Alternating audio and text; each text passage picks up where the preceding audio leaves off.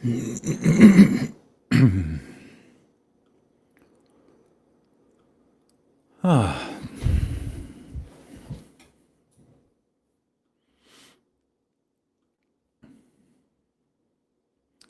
hello, hello.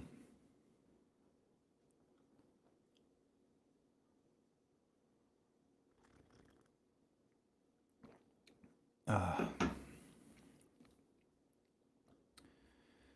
how's everybody doing?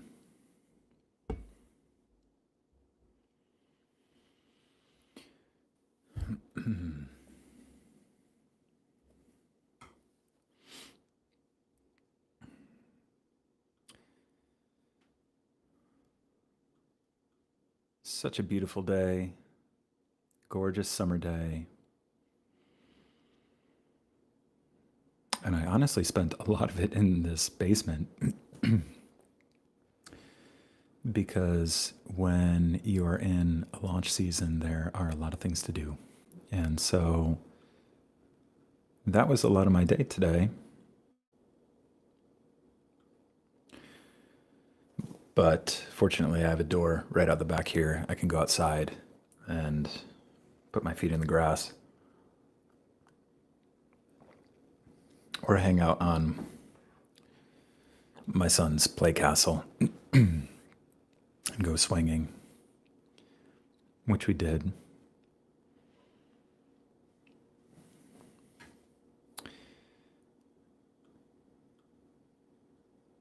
And so today,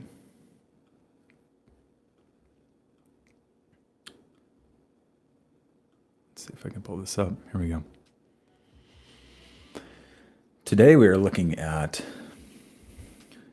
Ye's chart.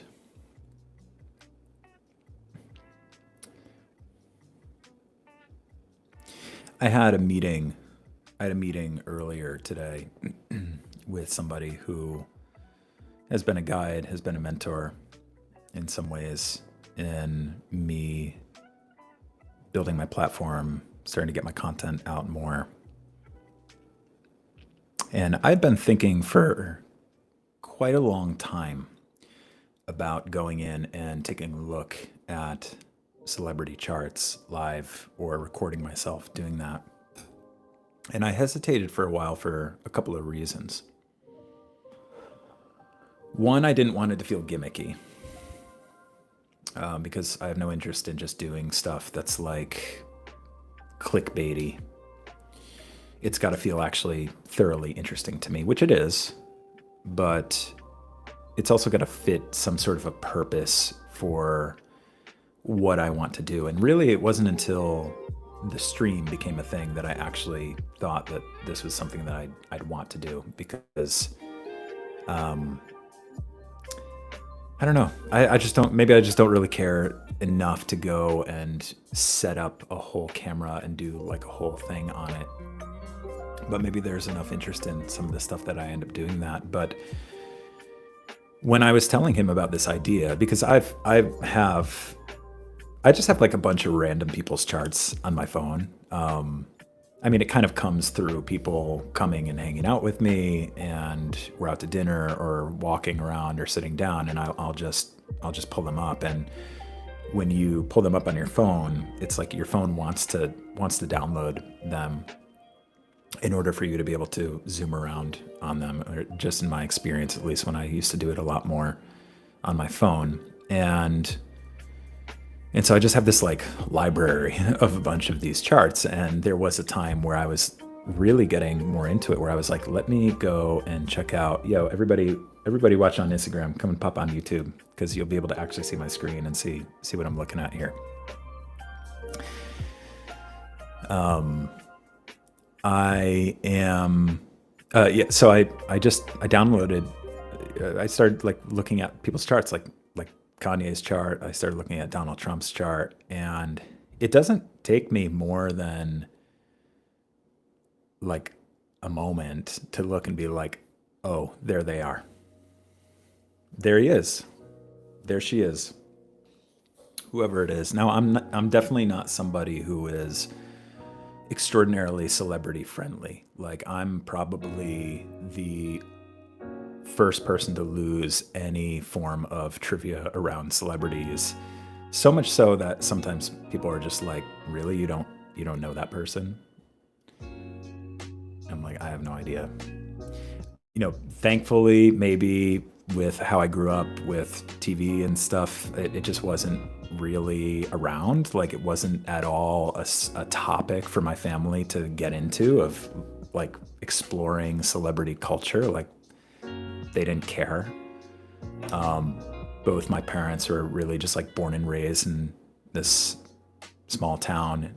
Oh, I mean, small city in Connecticut, but really I look at my neighborhood that I grew up in as more just like small town. And multi-generationally, like their parents grew up. My grandmother lived right down the street. And so like celebrity culture wasn't really, it was just like whatever. And so I digress. But I mean, the point that I'm getting to is I don't know how far and wide I'll be able to do all of this, because there are only, it's not like you're going to be able to just like pull up a whole series of like actors and actresses and musicians to a deep, deep extent where I'm going to have like so many of these to do. But I know the people that I do know, and Kanye West is somebody whose music really was deeply impactful to me throughout my life. And whatever you want to say about this individual, you can go ahead and say about this individual. That's cool. But as somebody who is a creator and somebody who multiple times throughout his life and continues to, has broken through many, many thresholds culturally, sometimes to like major detriment. And I think that in that, there's something fascinating to explore, because people who are so hyped up in a spotlight, it's so easy to just go and hop on one side of the fence or the other.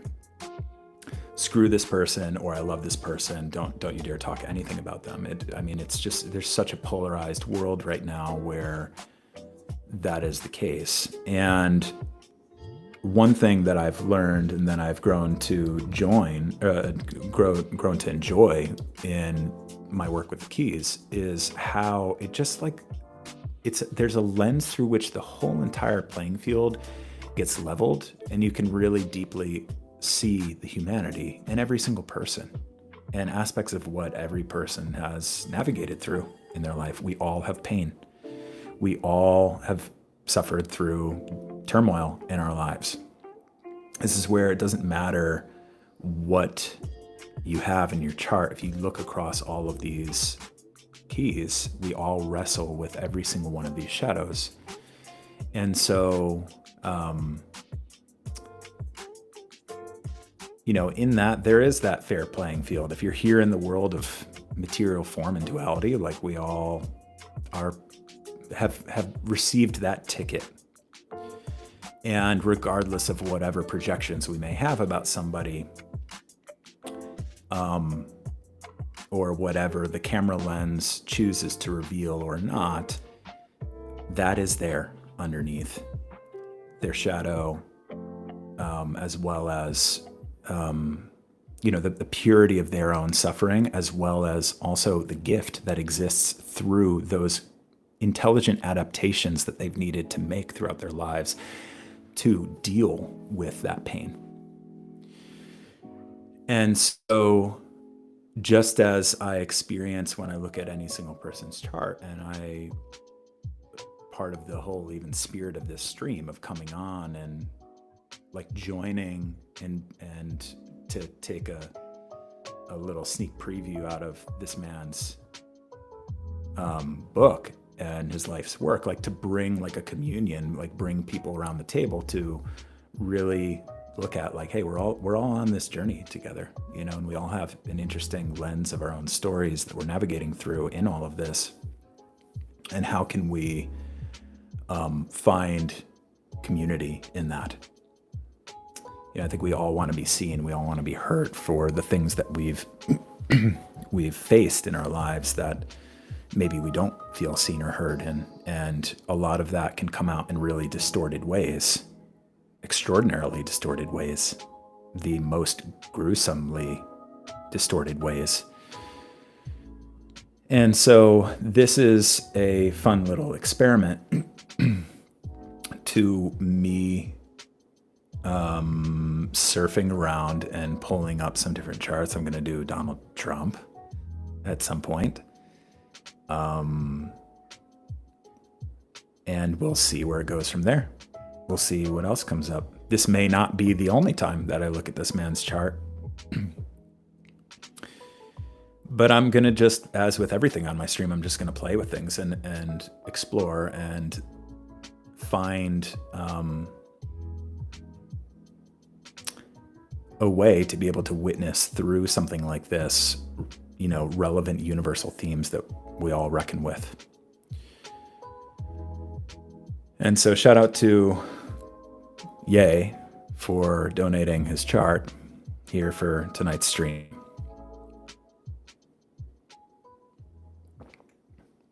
Another reason why I was not so quick to do something like this is because, consent is a thing. And that's why I felt earlier on when it was like, if I was just kind of doing it just as a creative kind of, you go on YouTube and you see the whole entire casino of things to click on. And in fact, I'm going to tell this story. I had this dream one time where I was in this like future sort of post-apocalyptic style LA. And it wasn't that long ago. This is a dream that I had maybe like 2 years ago. And it's kind of funny of what's here right now in the world. But it was as if like every single person, like content creators, like people who are walking around with like their gimbals and their mics, they were like akin to like the homeless.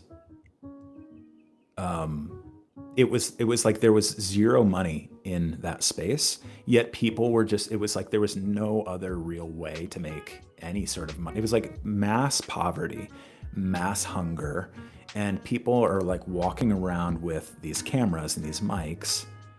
And there was like this scene in the dream where this guy was like lying on the ground in a parking lot with his head like right next to like a truck tire in the parking lot, and like filming this pretend video like, my head is gonna get smashed. And then inside this, basically call it like a super mall Walmart type of space, like a place that was just literally like everything. All of these people walking around with like those cameras, like filming like little bits of like, hey, like, take this laugh. And you could see that people were like making like 1 cent or like 3 cents here. And it was just this like total zombified hysteria for people to just like get by. And when I look at YouTube now, it's like kind of like that. It's like these like AI generated thumbnails of like, I found out this thing from the government, or like I slept in a cave for 40 days straight and here's what happened. Like ridiculous stuff, absolutely absurd things. And I think also really popularized by Mr. Beast. Whatever you want to say about him, interestingly, I never ever like looked at his stuff until very recently. He's the number one, like most followed, most engagement creator in the world. And I just got like a little bit fascinated with who he is, and watched some podcasts and just could start to feel into it. I'm going to pull up one day. I'm going to do Mr. Beast and take a look. I don't even really know that much about him, but I feel like it would be an interesting thing to explore. But the point of why I'm sharing all this is like, I didn't want to fall into that space where here I'm just like parasitically like taking celebrity charts to get like engagement. And like, because I didn't feel like I had anything else interesting to share. And I feel now on the stream, there's actually more space for something like this because it's actually just like similar to how I'd be sitting on a couch with a friend and being like, yo, do you want to take a look at something? Because it's interesting to me. It is fascinating to me. It's just as fascinating to me as if you yourself sat with me and shared your chart and shared aspects of your life story. I'd be like, oh, that's what like life created. Oh, fascinating. Here's how you experienced, that aspect of that shadow in your life. Fascinating. Here's how I experienced it myself. It's actually, all of it is a self-study for me. Like every single person that I meet with, every chart that I look at, all of the times that I look through these keys, it's just feeding back into my own curiosity with and fascination with life. And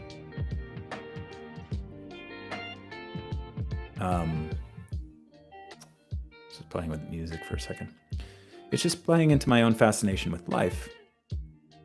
And so it felt, this is a way of me really introducing this with intentionality. My whole intention of sharing into celebrities' charts or politicians' charts or whatever, we'll see how and when I feel inspired to do something like this.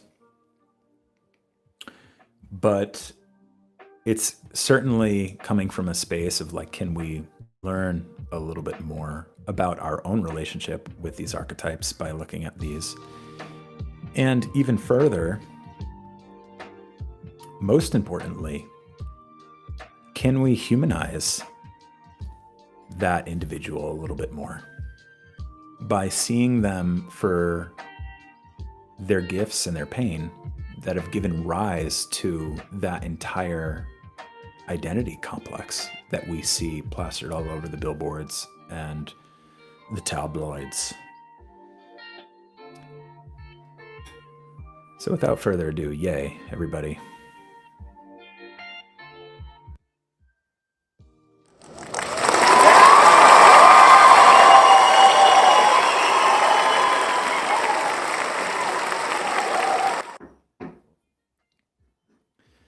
Sorry, there's only a cheer button for anybody who wants to boo. This guy, I don't have a boo button, nor would I. I wouldn't boo anybody.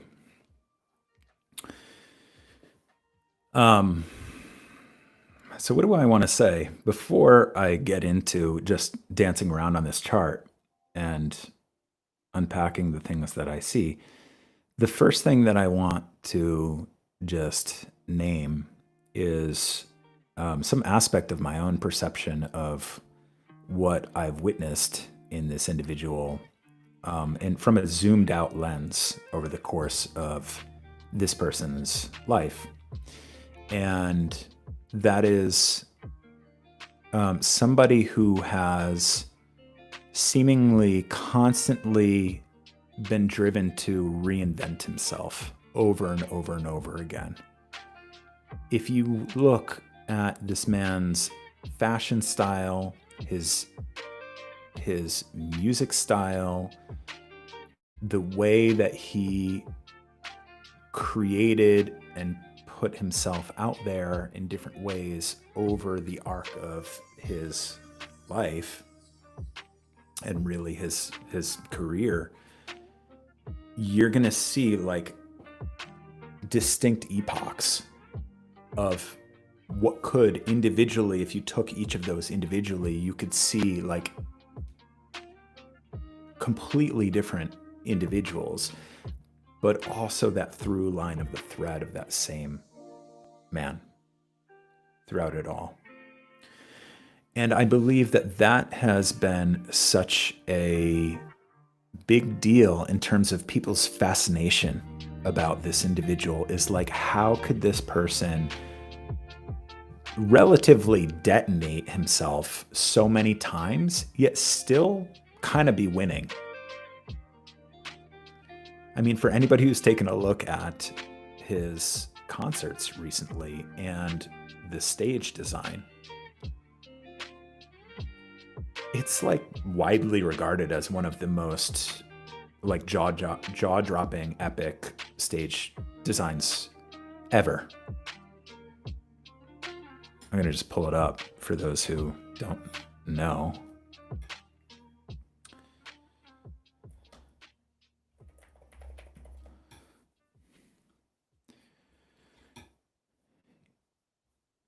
And also, you might have an immediate reaction to seeing something like this, given this man's personality, is seeing this man standing on top of the world.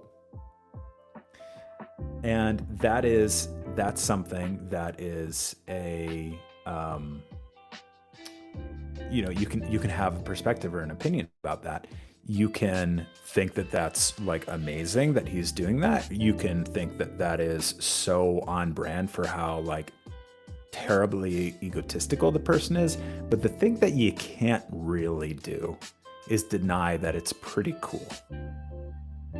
It's pretty unique and fascinating.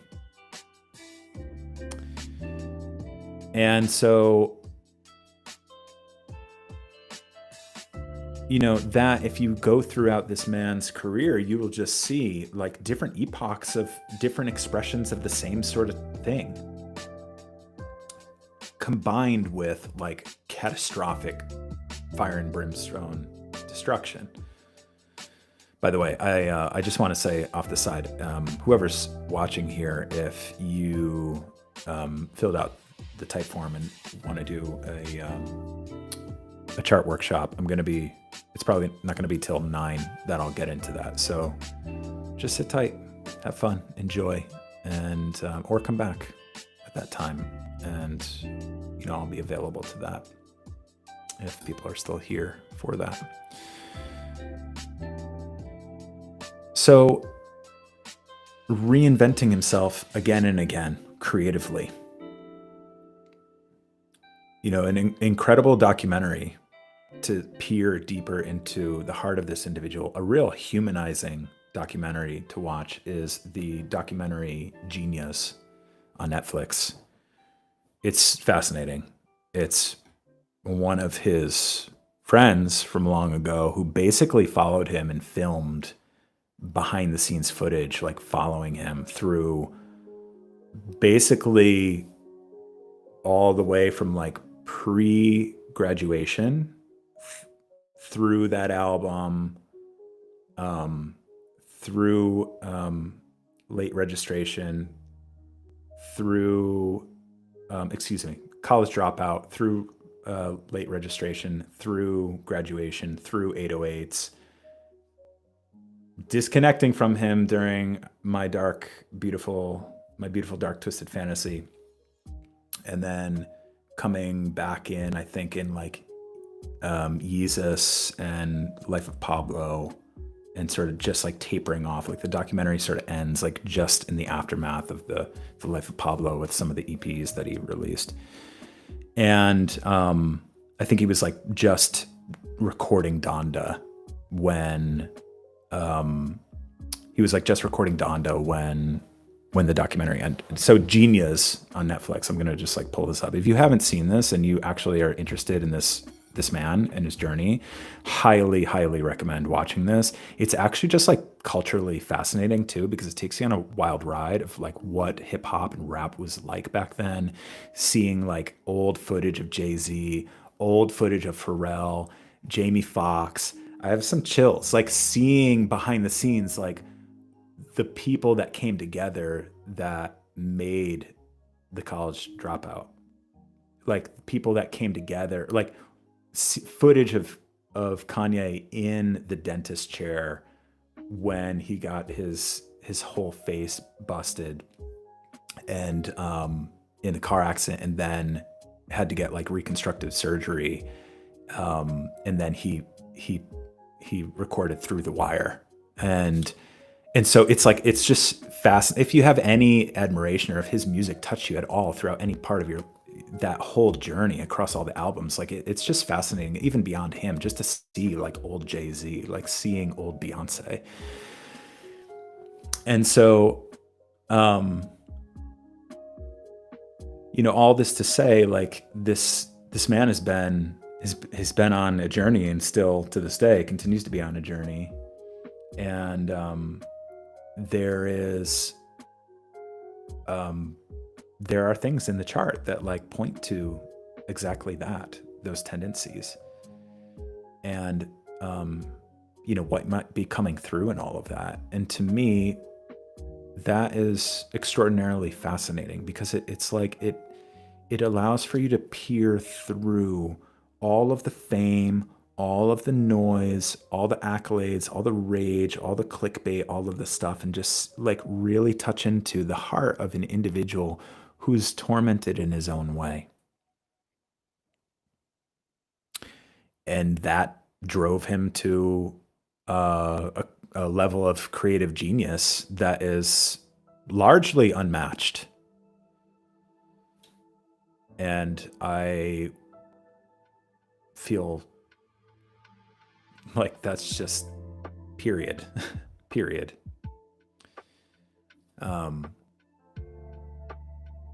And so let's go ahead and take a little peek in and see, what might be driving this individual and all that.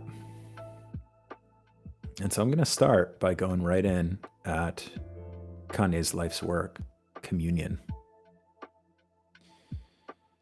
Sunday service. Communion, bringing people around the table, break bread.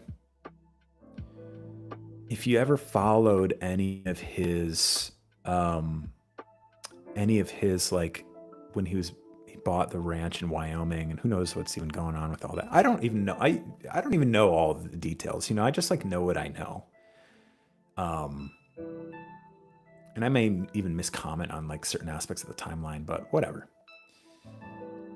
When he was designing things like schools and living setups and communities, part of that energy coming through this higher yearning of wanting to bring people around the table to break bread together in new ways. This key of communion has all to do with how we're able to really like stitch together that fabric of like the human family. In the shadow, you see dominance, a dominant creator.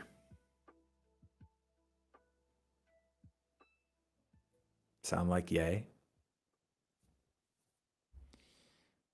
A dominant creator, somebody who wields dominance to build himself and put himself out there to dominate the game. Literally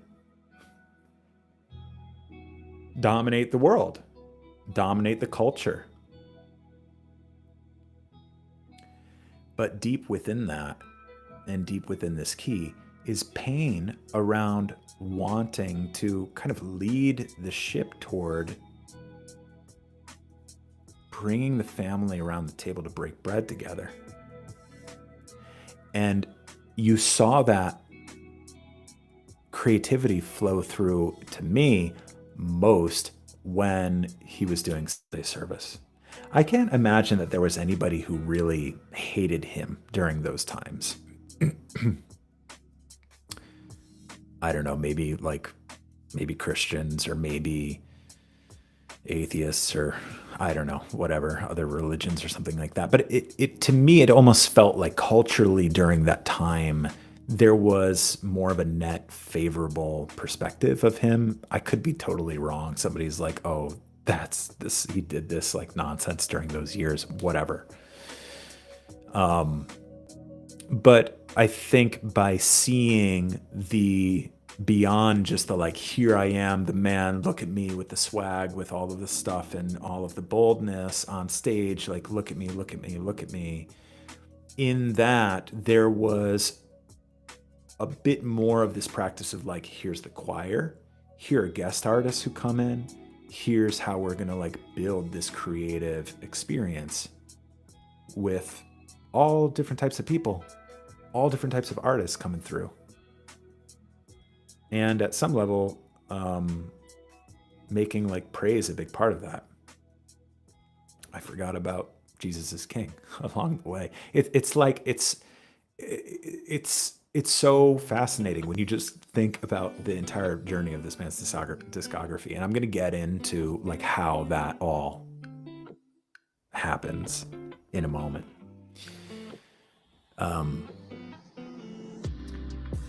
But the line one, the creator, the line one life's work is here to write the script of something new.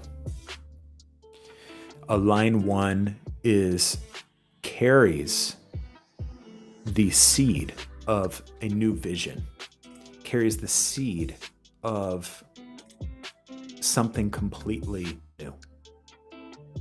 They have no idea how it's going to get out there in the world, but they know that they're bringing a new script forward.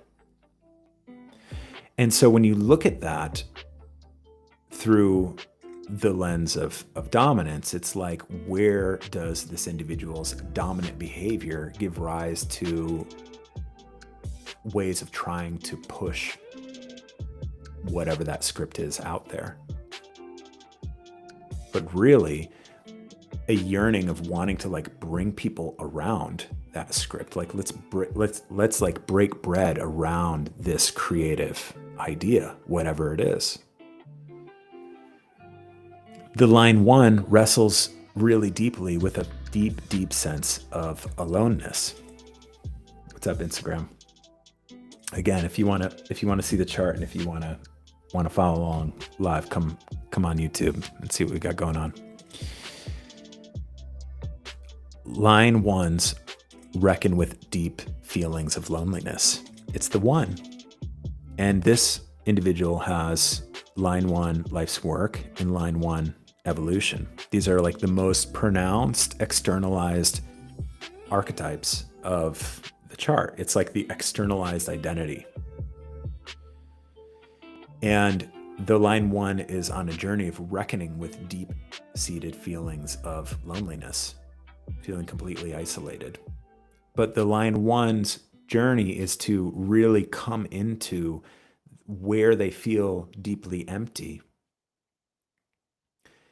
and find like deep strength within that, a richness of aloneness, which is not an emptiness, it's a fullness, where this individual can be something like this, standing on his own in the world, yet has this sense of a deep fullness within himself, that it's like all of life exists inside this individual. There's a fullness in the higher aspects of that line one, that aloneness, that richness, and that aloneness. But you can also clearly look at this or any other snapshots. One thing that I think about is, where is it? Was it VH1, Kanye, 808s concert, Heartless.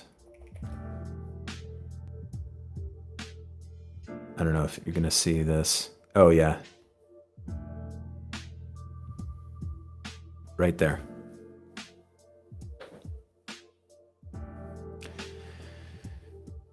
When he was doing his 808s album, which is a deeply emotional album and is like an album that really goes deep into like heartbreak and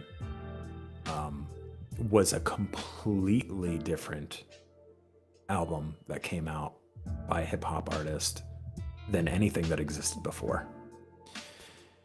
And there is this line in this in when he performed Heartless, and this he did this concert for VH1, and it was filmed, and there were people. It was like more of an intimate setting, but it was part of his whole vibe and aesthetic in the 808s, like aesthetic, where he kind of had like the mullet and those like window shade glasses, and was wearing like a pink shirt and a button down shirt and like a suit. I mean, you just see it right here.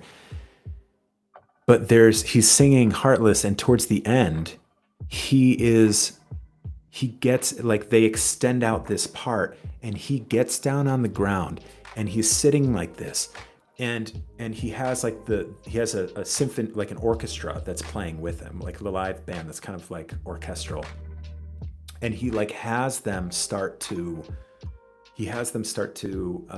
just like keep it going, like this low tone where he starts to really speak, and he's singing into the auto tune, and he's rocking on the floor back and forth, and he's saying, 50, look at me now, lying here on the ground with my pink shirt on.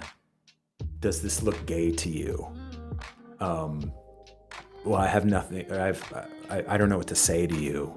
And it's like he's like rocking on the floor, and just made this statement to all of like the hood gangster rap of like, I'm owning this.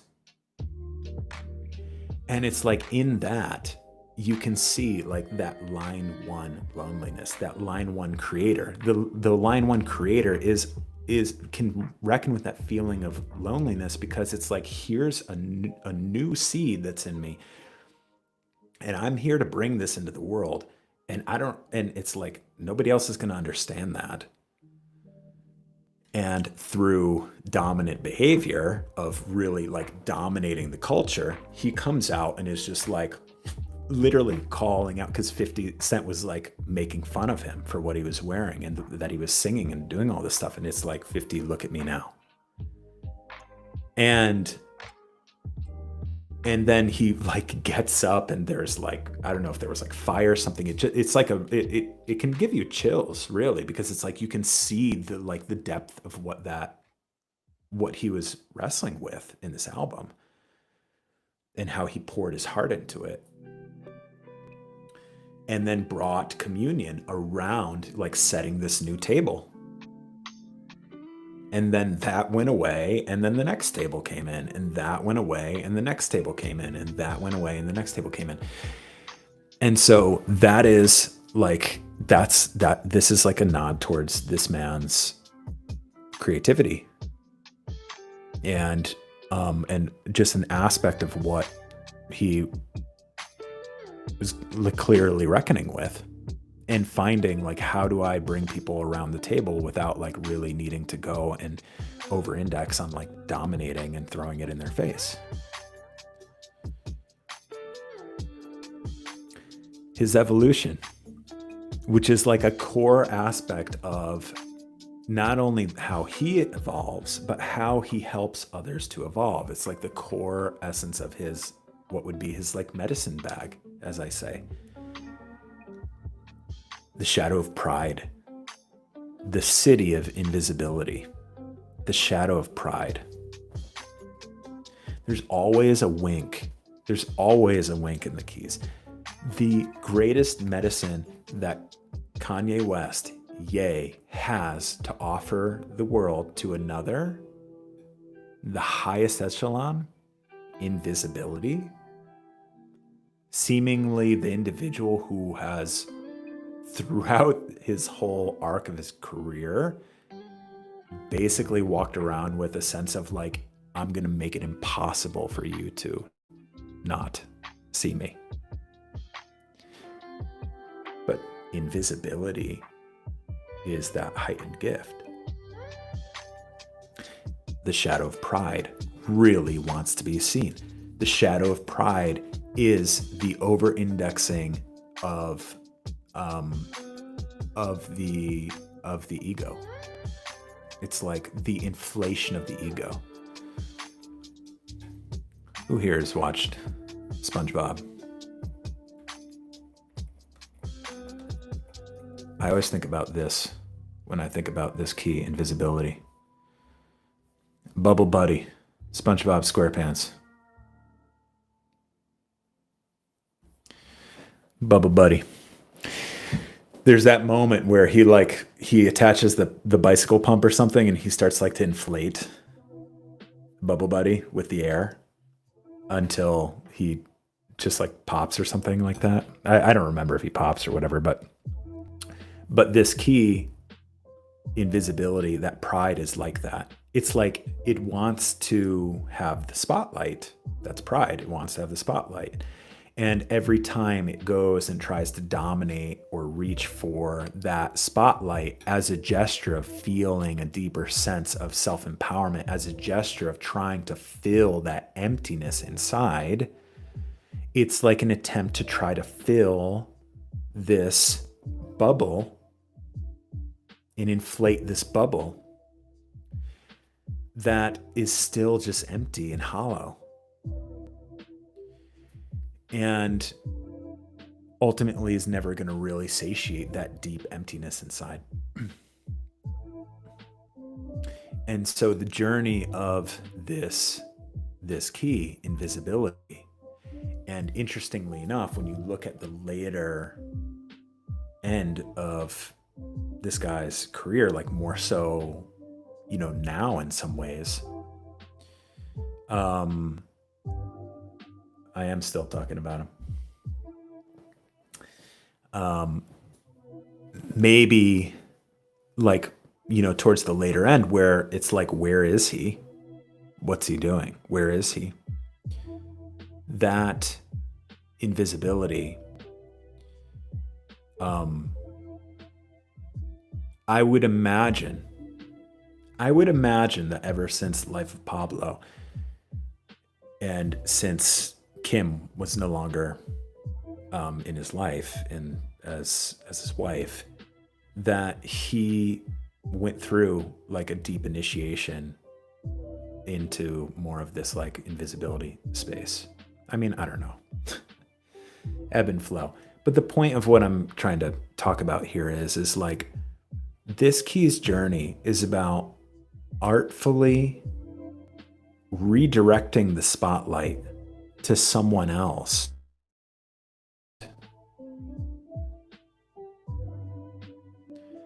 Now, I can't necessarily say that this man is like doing this now. I don't really know much more than I don't really know what he's doing now much more than this, and seeing random pictures of him and Bianca without any clothes on.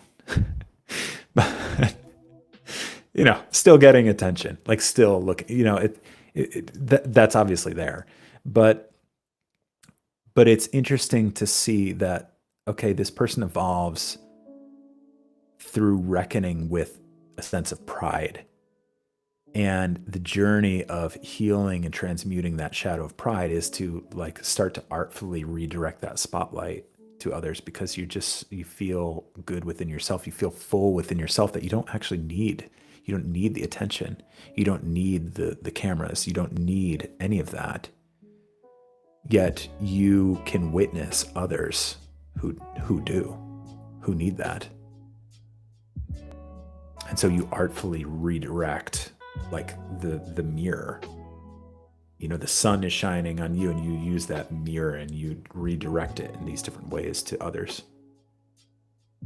It's almost, it becomes an interest of actually doing in sort of a trickster style way anything that you can to actually get out of the spotlight. Like, I don't want to be in the spotlight. This key harnesses trickster energy.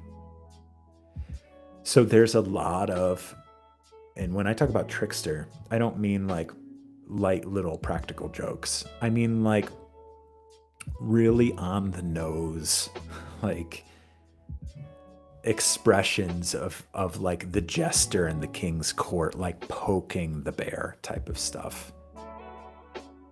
I don't have to name all the ways that this individual has done that, but it is like an interesting lens to look through and say, oh yeah, that is like behind all of like the rage baiting stuff that has come out throughout all of these years, there's somewhere within this individual that actually just like enjoys poking the bear and seeing what happens.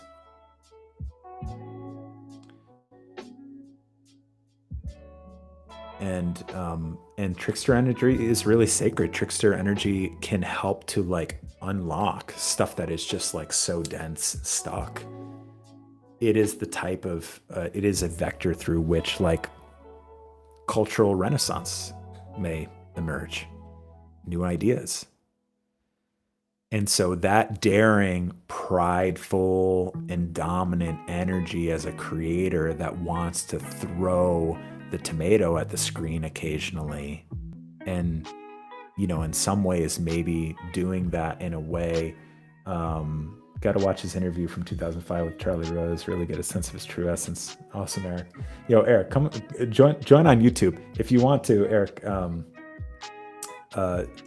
Click the link, come on YouTube, and if you want, send me a note, and I can send you an invite if you want to join me live on here.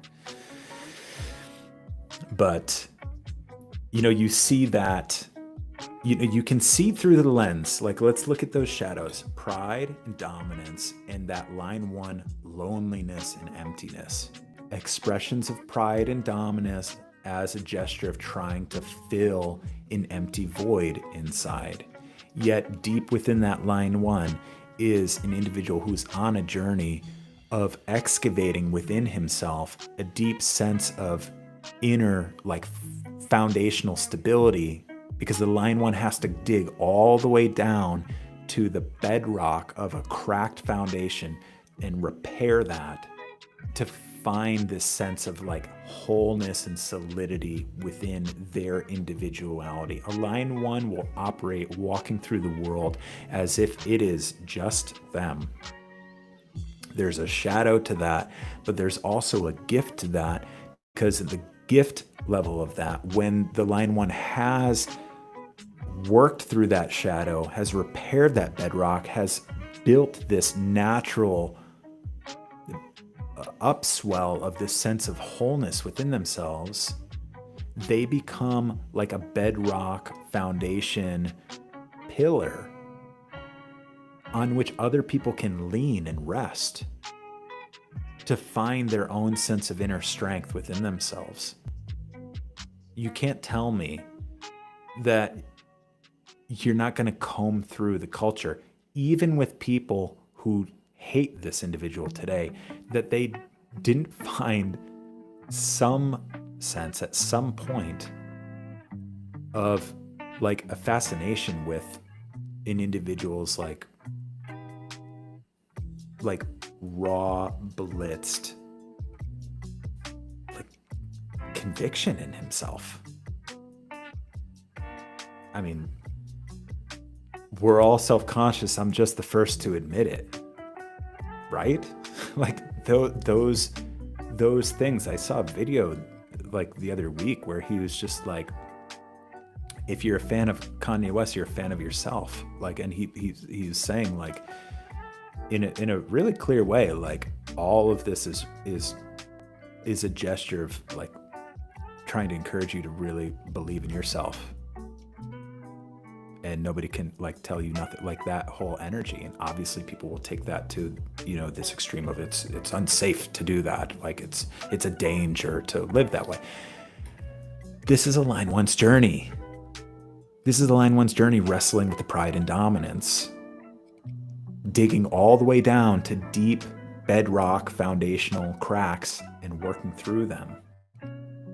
This is where this individual has gone through like, right, bankruptcy and like the broken marriage and like all this, like the legal stuff and custody with the kid, like that's bedrock stuff. Those are bedrock cracks.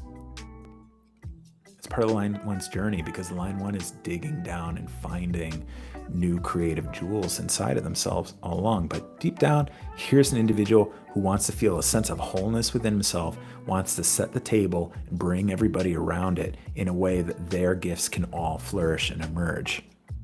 everybody finds their seat at the table in such a way that he can sit in the background, if you can believe it, that he can sit in the background and just watch and let all of that creativity come to life. I think I heard it was something like when he was launching his Yeezy brand. When he was launching his Yeezy brand, he hired architects because he wanted the architectural vision applied to like the clothing and the sneakers. That's this key. That's invisibility. That's artfulness. That's redirecting the spotlight to others that maybe don't have the spotlight but could benefit from it. I bet if you comb through his design team, you comb through people who have ever collaborated with him in different ways, you'll find a lot of people on all spectrums that found his spotlight redirected on them in a way that maybe they didn't anticipate. I saw a video once of this guy on Instagram saying like how I worked for Kanye for like 48 hours or something like that. He was somewhere in LA and Ye walked into a coffee shop and he was like, oh my God. And he recounts, he's like, and I just, all of a sudden I was standing next to him and I just started saying, hey, and this kid was like from Chicago. And he just like tells him, he just says, hey, and tells him, you know, that he's from Chicago and he's a big fan. And then Ye asks him, he's like, you looking for work? And kid's like, yeah. And he's like, here, take take this number. And it was like the next day he got like flown out to Wyoming or something. And it's like, just this like, yo, Eric, if you're watching and you want to come live, just drop a line in the chat and I'll send you a link. Or anybody else who's watching, just say, hey, let me know who's here. So I'm not just taking up all the air myself. Hopefully people are enjoying this. I think this is fascinating. I really do think this is fascinating. But that spirit of here's this kid who just like says hey to him and he's like, the next day is like flying out to Wyoming and he's like being like an assistant person. That's like this trickster energy with invisibility, the artfulness. It's like it's throwing a random like brown note into a situation that just like opens up some sort of a surprising situation. So anyways, I'm just gonna like leave that there for now. I've talked a lot about all of that. The thing that I wanted to get deeper into is this position here, core. Core is the deepest wound. It is the moment when the sperm hit the egg. When the sperm hit the egg and that soul starts to emerge into the world of materiality and duality and separation. This key, rebirth, revolution, reaction, at the core nucleus of this man's life, which also happens to be his vocation. Your vocation is your calling. It's like the work that you do in the world. So your deepest wound becomes the thing that you build your entire calling around and your work around, because you're trying to find your way back home. That initial rupture, it's like you're given this map from that initial rupture when the sperm hits the egg. And it sends you at this deep level throughout your whole life, trying to navigate through all the experiences and follow this calling and build this work as this way of trying to study, to understand the lessons that you need in order to find your way back home into that oneness. This key, rebirth, the shadow of reaction, the gift of revolution.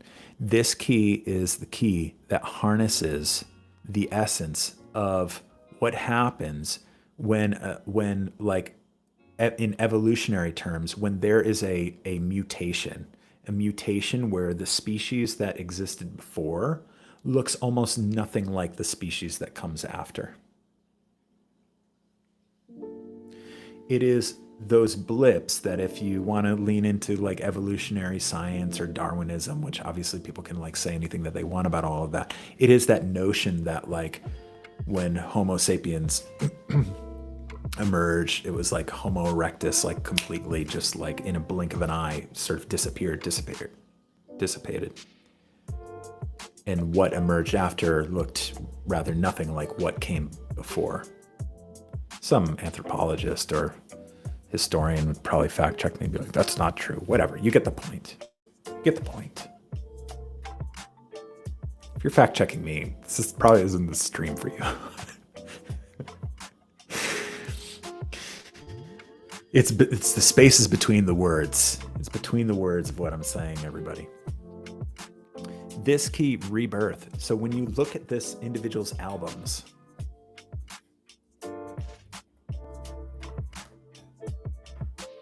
let's see if somebody put, yeah. I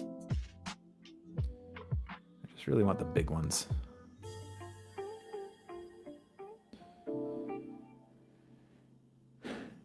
You can look at all of these and you will see an entirely different Kanye West through most of these. The College Dropout, the Graduation, the 808s. I mean, why don't I even just play with this? Okay.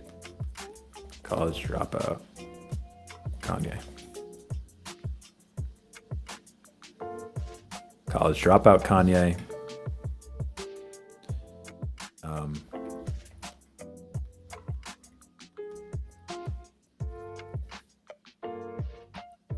Stand by. Guys, let me know if somebody's here who's waiting for their chart to be looked at. And it's like, shut up about Kanye. Look, Graduation, Kanye.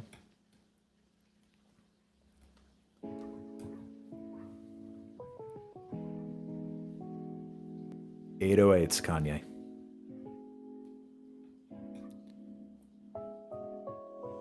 What's next here?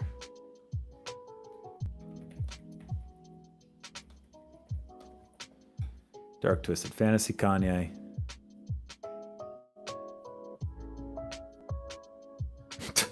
What is this, like a Horus necklace? And it's like so on brand with each album. Let's do Yeezus. I actually went to the Yeezus tour. I saw this show. Yeezus. What is next? Life of Pablo.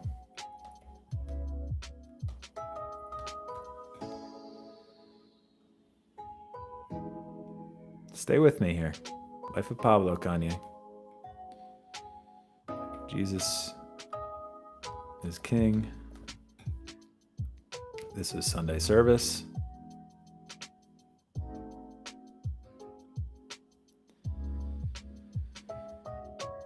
And like, let's just say like, there's Donda. And then, you know, now this era, whatever you want to call it.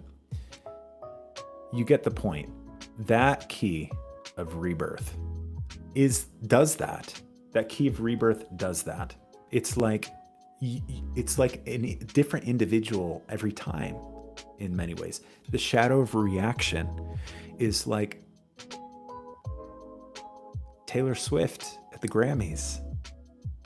I'm gonna let you finish. Like that energy. This is at like the core nucleus of who this individual is. And we can all like say things around that reactivity. But that reaction, that mutational energy that exists inside that individual is the fuel that gave rise to all of these like quantum leap epoch shifts across all of these albums. Revolution, it's like an inner revolution. It's a revolutionary gesture. Those from like College Dropout to 808s, that's like that's a revolutionary just shift. to Jesus, like that's a revolutionary shift. That is like a complete revolutionary gesture across one person's life across the board to mutating into an entirely different human. And everybody can talk anything that they want to say about like mental bipolarism, all this stuff, whatever you want to label it. It's like, this isn't about diagnoses. This is about understanding what's underneath the diagnoses, what someone is reckoning with inside themselves that's giving rise to all of this. This may be an entire Kanye stream, which I'm totally okay with, unless somebody comes in and is like, hey, I filled out type form. I was hoping that I could take a look at my gene keys. But if you're enjoying this, I'm going to keep on going. You know, I'm going to like just embrace a little bit of that energy right now. And I'm going to have, enjoy having the spotlight for a minute and just really riffing on this, because again, it's fascinating to me. When you look at all of those mutations, the line 4, wound, the wound of rejection, the wound of the heart. Hold up.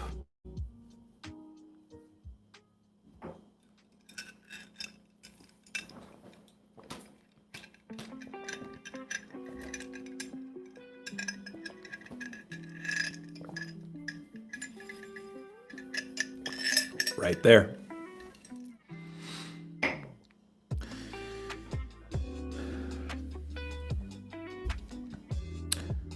When a line 4 is operating out of their shadow, that rejection energy is basically F you before you try to F me. It's like, I'm going to reject you before you reject me. It's sharp. When the heart goes cold and when the heart is wounded, it's like a sharp, jagged, icy rock. There's no warmth. Deep down, the line 4 wants to be a nurturer. The line 4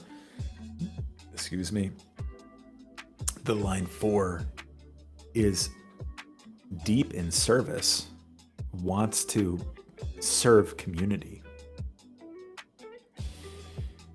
But the heart has gone cold, and so it can be sharp and reactive.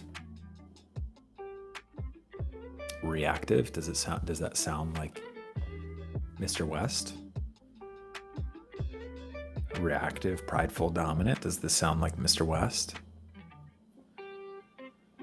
Yo, I hope that you're understanding like what I'm doing here, and I'm actively understanding myself. It's like this isn't about just like fanning on this individual. This is actually a study into understanding more deeply what's going on underneath the surface. Because if you can see that this man's creative genius at some level emerged through a reaction to the experience of rejection that he's felt in his heart and experienced throughout his life. It's like fighting fire with fire. It's like, oh, you're gonna reject me? Well, I'm gonna just reject the culture as is, and I'm gonna start a new culture. That's what this man has done many times. You're gonna reject me? Enjoy your culture as it was, because I'm gonna start a new culture, and you're gonna come with me. That happened many times.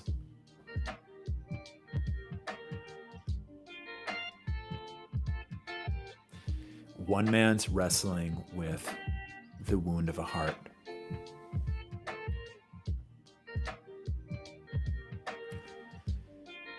And that man needs gentleness. He needs the proverbial warm blanket, hot bowl of soup, hand on his shoulder, tucked into bed type energy. That's what that line 4 in the repair process needs. It needs connection with community that really sees you and loves you for who you are, and also needs to self-nurture on his own and do like real deep self-care and taking care of oneself. To stroke that cold, sharp heart back to warmth, back to life.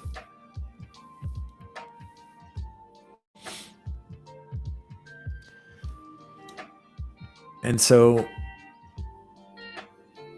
you know, this is where like the line 4 is also, it's deeply influential.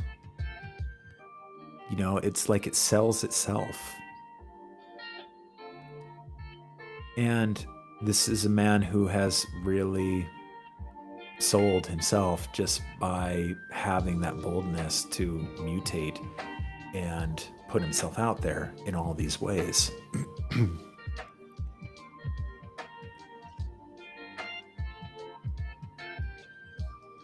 A wounded heart will do that. It'll send you on that journey. And as I would pray for anybody wrestling with a line 4 wound, as I would pray for this man, I'd pray that this man experiences that deep nurturance that his soul craves, that he gets that warm bowl of soup. And I believe he has in different ways. Not because I'm going to quote stories, but I'd imagine that life would serve it up, because this is the thing. It's not, this isn't like everybody is just living in the shadow until one day they start looking at something like the Gene Keys, or they go and they sit on a meditation cushion, or they go to therapy or something. It's like we're oscillating in this space. We may bring out a lot more of that shadow on average when we're just like living in the dark of our pain. But those gifts still emerge in interesting ways,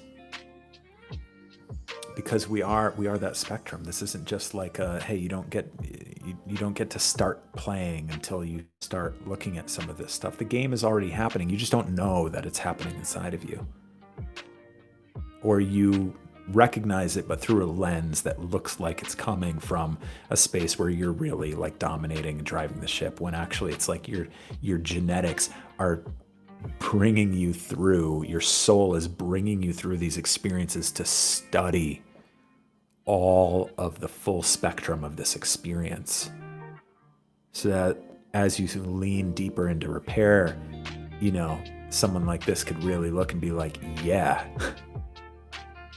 my heart was like just deeply busted, and it drove me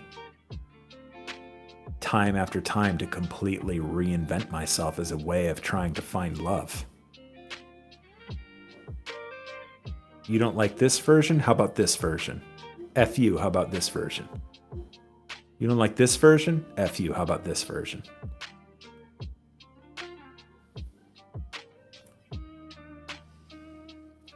I'd really love some people drop some comments so that I'm not just like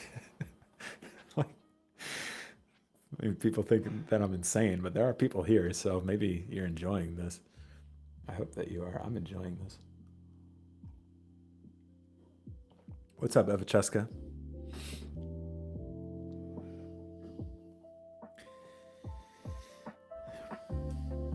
You're probably tired from your trip, but if you're watching, you want to come hang, drop me a line.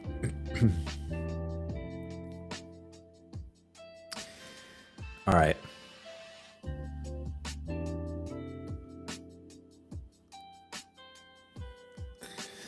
Shall I keep going? I've only talked about 3 keys on this chart, and there's a lot more that I could even say about those. And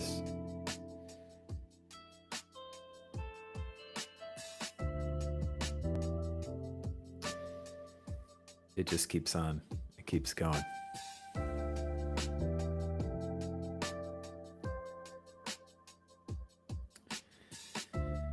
Culture. exquisiteness, style, mediocrity.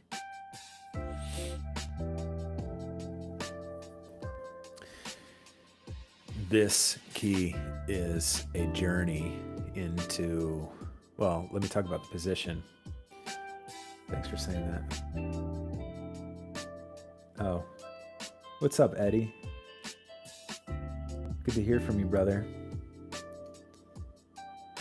Thank you for your service, man. Come by anytime. And if you want to check out your chart sometime live, pop on my YouTube and you can fill out a type form and I'll see your face. Exquisiteness, this key, this culture position. Culture is how, it's like how you relate with and kind of orient yourself to culture at large, like the larger like fractal family of humanity. That's how I interpret it.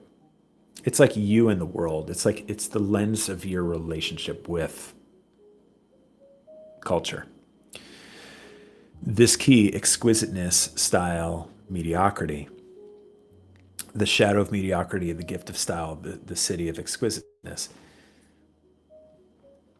This is a whole key, and I'm going to quote a good friend, Paul Kuhn, the man who first handed me the Gene Keys book. Shout out to Paul. Everybody here can thank Paul Kuhn for handing me the Gene Keys book many, many years ago. I have him in many ways to thank for all of the insanity that I've been through for all of these years. Shout out to Paul. When I was first meeting this key, he was like, yeah, mediocrity, this shadow, it's like learning to embrace your own cringe. Learning to embrace your own cringe. There's a lot within this key. You see the gift of style that has to do with how, wait, you're messaging me in the YouTube chat, but I don't think you can see it. Wait, hold on. Hang tight, everybody. Thank you, Maria. Shout out to Maria. Keeping me in. Well, that has to do with, oh man, people have been commenting. Oh, it hasn't been coming through my stream platform. I have like a stream platform. What are we saying? Very much enjoying the Kanye deep dive, Sean Murphy. I've always wanted to unpack the rant he did on stage in 2016 as well. Society's become so fake that the truth actually bothers people. Do the pearl. Oh, Daniel. Okay. All right, sweet. Yo, Daniel, are you still here?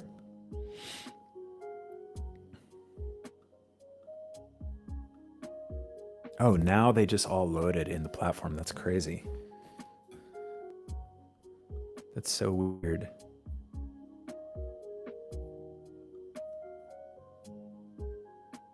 Yo, Daniel, let me know if you're still here, brother. And I'm gonna chat for maybe like another just 10 minutes and land the ship on this Kanye stream, and then I'll pull up your chart, brother, and I'll send you a link to join me live. Just hang tight. Hope you're enjoying this. So, okay, where was I? So, exquisiteness, style, mediocrity, like a rebellion, like this whole, like part of, I mean, think about how this individual impacted style in culture. I go back to, I don't think there were really many people on when I was talking about this, but like sitting on the floor, like rocking back and forth, calling out to 50 Cent, like 50, look at me now, lying on the ground with my pink shirt on. Does this look gay to you? Like that whole space of him, like literally like reinventing a style culturally, and like that whole journey of like, can this person, like in that sort of like boldness of like embracing something that could be perceived as like cringe, And again, because of this like pride, this dominance, all of like those energies that give rise to that conviction to just boldly be like, yeah, I'm gonna impact the style. I'm gonna impact the style of the culture. And this is where you can look across like everything with with Nike, with Adidas, with Gap, all of like that's through clothing, through architecture, like this yearning of impacting style across culture, is right here in this. Maria asked to do the pearl. The pearl is like the gateway of prosperity. It's more of a result than an active practice within the chart. There's alchemy to be done. There's work to be done across any of these, these keys. It doesn't matter where they show up in the chart regardless. But the position of the pearl is like the result of all of this alchemy, all of this work across the landscape of yourself yields this jewel of your prosperity. And your prosperity is service plus wealth. It's wealth that flows through the channel of like deep soul service. This key, boundlessness, the gift of adventure, the shadow of hunger, it's like the way that this individual unlocks prosperity for himself and within others is by demonstrating this is the key of wormholes. And it says in the book, like the subtext, it's wormholes and miracles, or miracles and wormholes. It is an archetypal energy through which you can break out of your silo, your like boxed silo of who you are, who you see yourself as, and then literally like a wormhole move through into a whole new reality. It would be, as Richard would talk about it, the archetypal channel through which like teleportation could emerge. The ability to actually like translocate and like move from one reality into another. In the line 4, charity, the line 4, pearl, has a deep, in its highest essence, a deep care for like deep, high charity service, like nurturance. So we talked with the line 4, it's nurturing. Line 4 is the heart. And so when you combine that with this key of boundlessness, it's like helping serve others in community in their ability to break through these like little silos that we find ourselves in into new possibilities that might carry miraculous results, miraculous potential.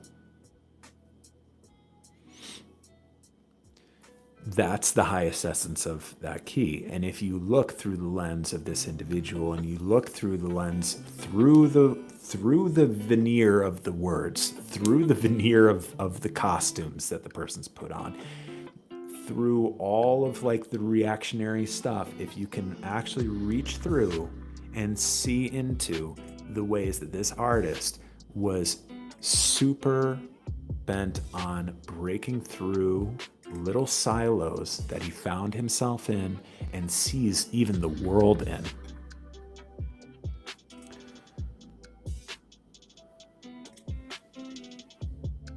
Where's he going to go from here? He is going to have to. The next stage is going to have to be on another planet. How do you go beyond the event horizon?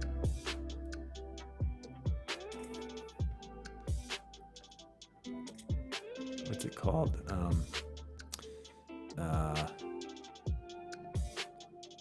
What's it called?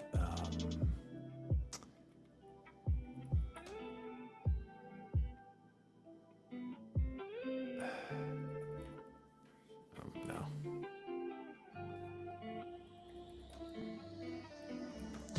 I don't know if this is it. This isn't it. It's probably not it. Nope, it's not it. Okay. Whatever. Boundlessness. Boundlessness. Like, when you start to weave this chart together, and if you can, look through the lens of how one man has built what he's built as a response, an intelligent response to dealing with his pain.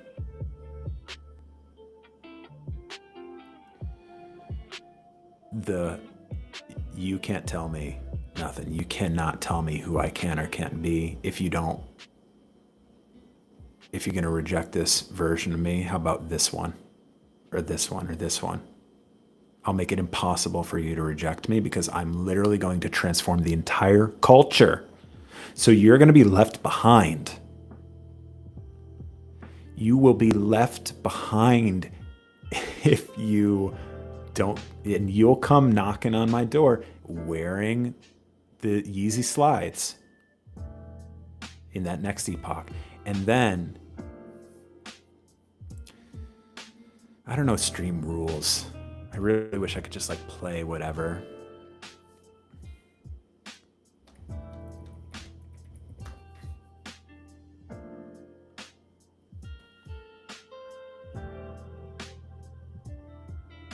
I miss the old Kanye.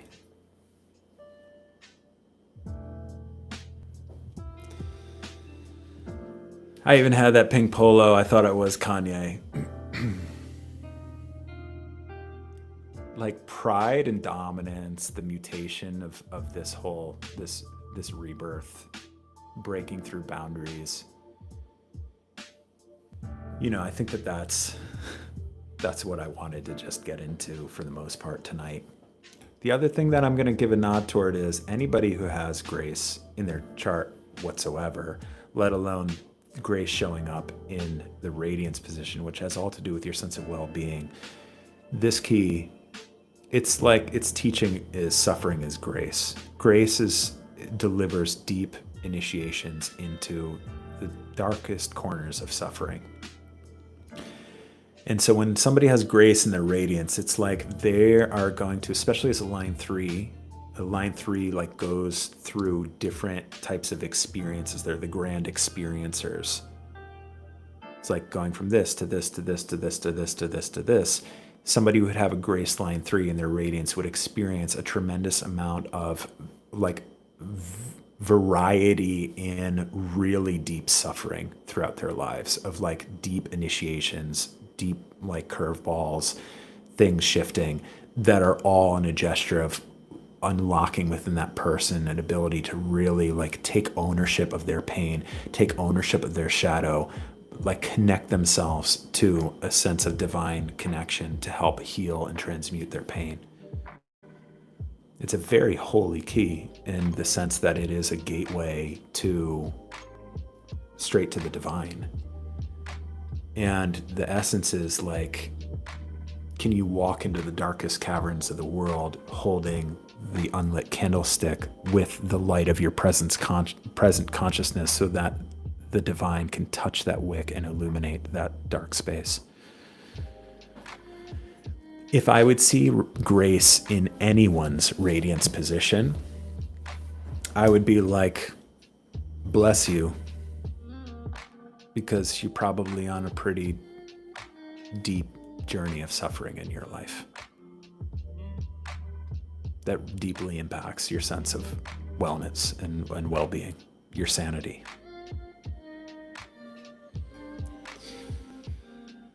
So,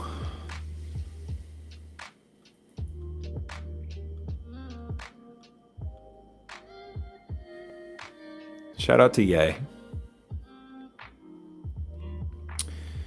I hope that people who have listened to this, or maybe you came in, towards the end, this will be on my YouTube. If you want to go and surf through the whole journey, go back and check it out. I had a lot of fun doing this. Who knows who will be next? Maybe Donald Trump. I think we'd do Donald Trump next. And it might not be next week, who knows?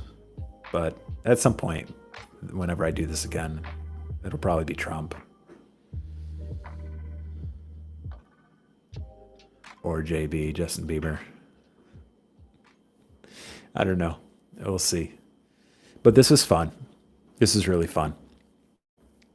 And there's so much more that I could speak into in all of this, but I feel like I'm going to leave it there for right now because I spoke for an hour and a half about this, and this is my journey into the charts for tonight. So I'm going to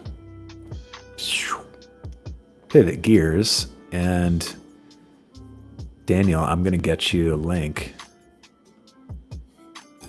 to join me live in just a moment. Let me just get situated here.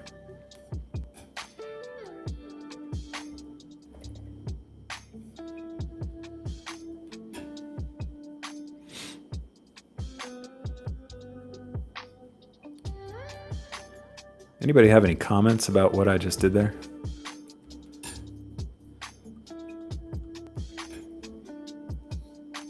Does anybody dislike what I did there?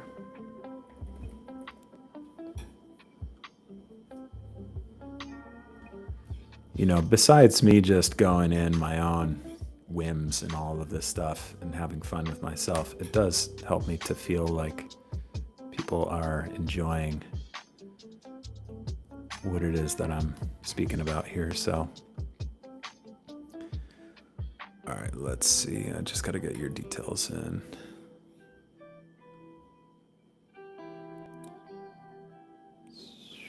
Okay.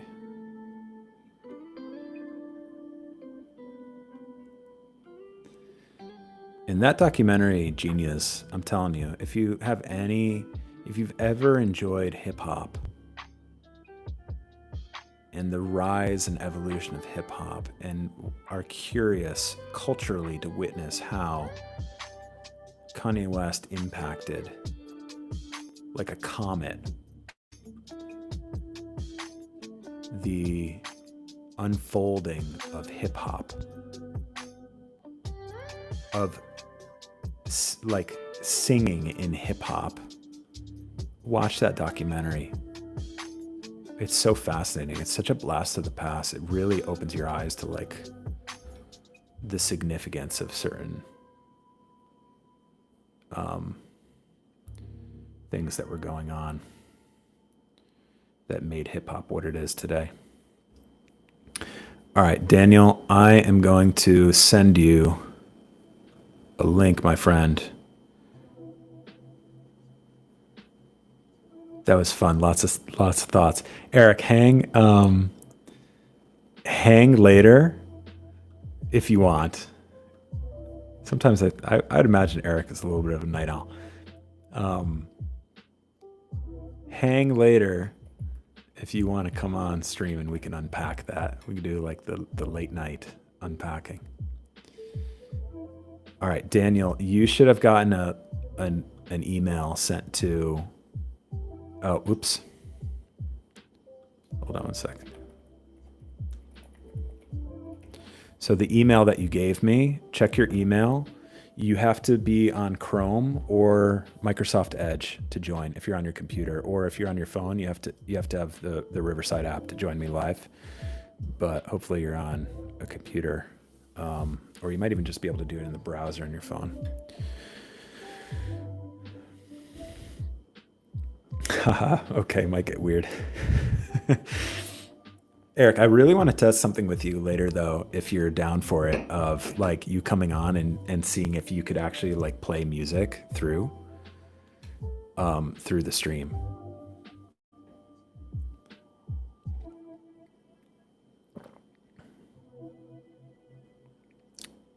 Fade to Black, pretty great too. Sean, I don't know that documentary.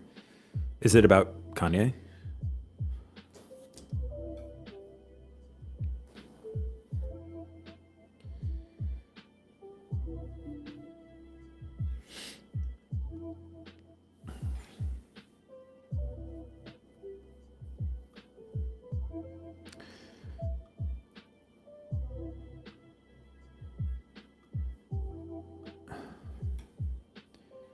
Yo, Daniel. I'm also gonna just send you. If that other one didn't come through, I just emailed you. Oh, sweet. Here he is. Yo, man. Yo, how you doing? I'm doing great, man. This is so fun. Oh, thanks, man. You came on a good one. Yeah, I wasn't expecting yes chart. Yeah, like it's just something that I've looked at for a while now. I mean, this is really the gene keys. It's just it's I'm like, doing good. There's just a lag in the audio, so oh, there's a little I lag. think I gotta close something here. Yeah, this should be better now. Can you hear me okay? I can hear you good. Can you hear me like in real time now? Yes, Yes, we are in sort real of. time. Okay, great. Where you tuning in Yeah, from? yeah, we're good. I am visiting my family in Colombia now. Mm. I just spent a super relaxing day with my mom. We went to a volcanic hot spring outside of Bogota, and yeah, just floating in the mineral water and Oh wow. connecting and bonding. And yeah, she's super zen and super fit, so I'm always trying to keep up with her when we go and hike together. So Oh man. it's been a That good day. sounds amazing. That sounds so Yes. rich. Wow. Wow. I've never been to Colombia. I've been around South and Latin America a decent amount, but I've got to make my way to Colombia. I've only flown through Medellin, and Hmm. on a plane that I'm 6'6", and that plane is Yeah. designed max for somebody who's like 5'4". It was like the most uncomfortable plane experience I've ever had. And I think I forget the name of Colombia's airline, but it was like, it was that airline. And I was like, I could never fly on this because I literally just, it was like my knees were into my chest on the Oh plane. man. Yeah, yeah. Yeah. Should have been yeah, Avianca or something like that. Avianca, that was it. Yeah. Are you there? I think your camera just went black. I am. I'm not sure what happened here. Sec. Yeah, I've been having some weird things happening with this camera. I don't know why.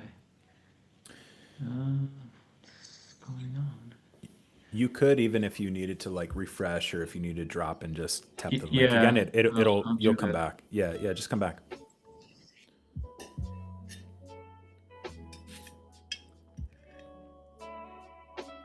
Kanye's in it, but it's about Jay-Z's original retirement slash MSG concert. Oh, cool. Yeah, seeing the old Jay-Z footage is wild and ingenious. Yeah. Here we All right. are. We back? We good? Yes, we're Okay, good. sweet. Yeah. So yeah, man, I mean, this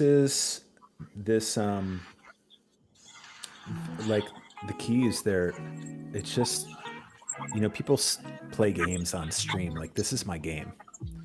It's something that I've studied for almost 10 years, and have just like metabolized in a way that it's as if you like wanted to learn Chinese. It's just a language through which I see the world. And if you caught whatever you caught in me talking about Ye's chart, it's like, it's my own way.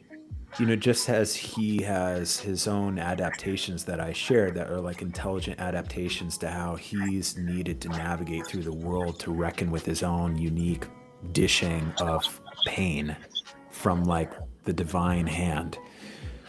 Part of my own journey has been like a sense and a feeling of not being able to like reach through and like make contact and communication with people. And so part of my fascination with all of this was really coming from, at the beginning, a deeper space of feeling like I don't know how to translate and communicate with other people. Like, I always feel like things get lost in translation.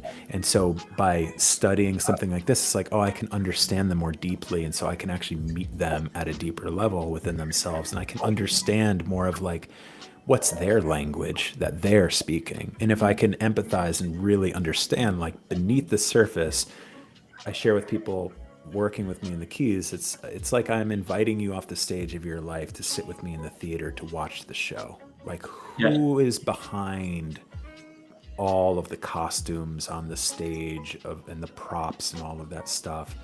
Mhm. And when I can relate with people in this space, it's like cool, we can kind of like drop the matrix illusion for a moment and just like connect at that real plane in that space. And so when I look at somebody like Ye's chart or Trump's chart or whatever, there's there's a space within me that's like I want to understand more deeply like what's going on in that person's universe, Yeah. so I can humanize them more and see them not just for like the headlines, but for like the sublines, you know, and like what's Mhm. underneath all of that.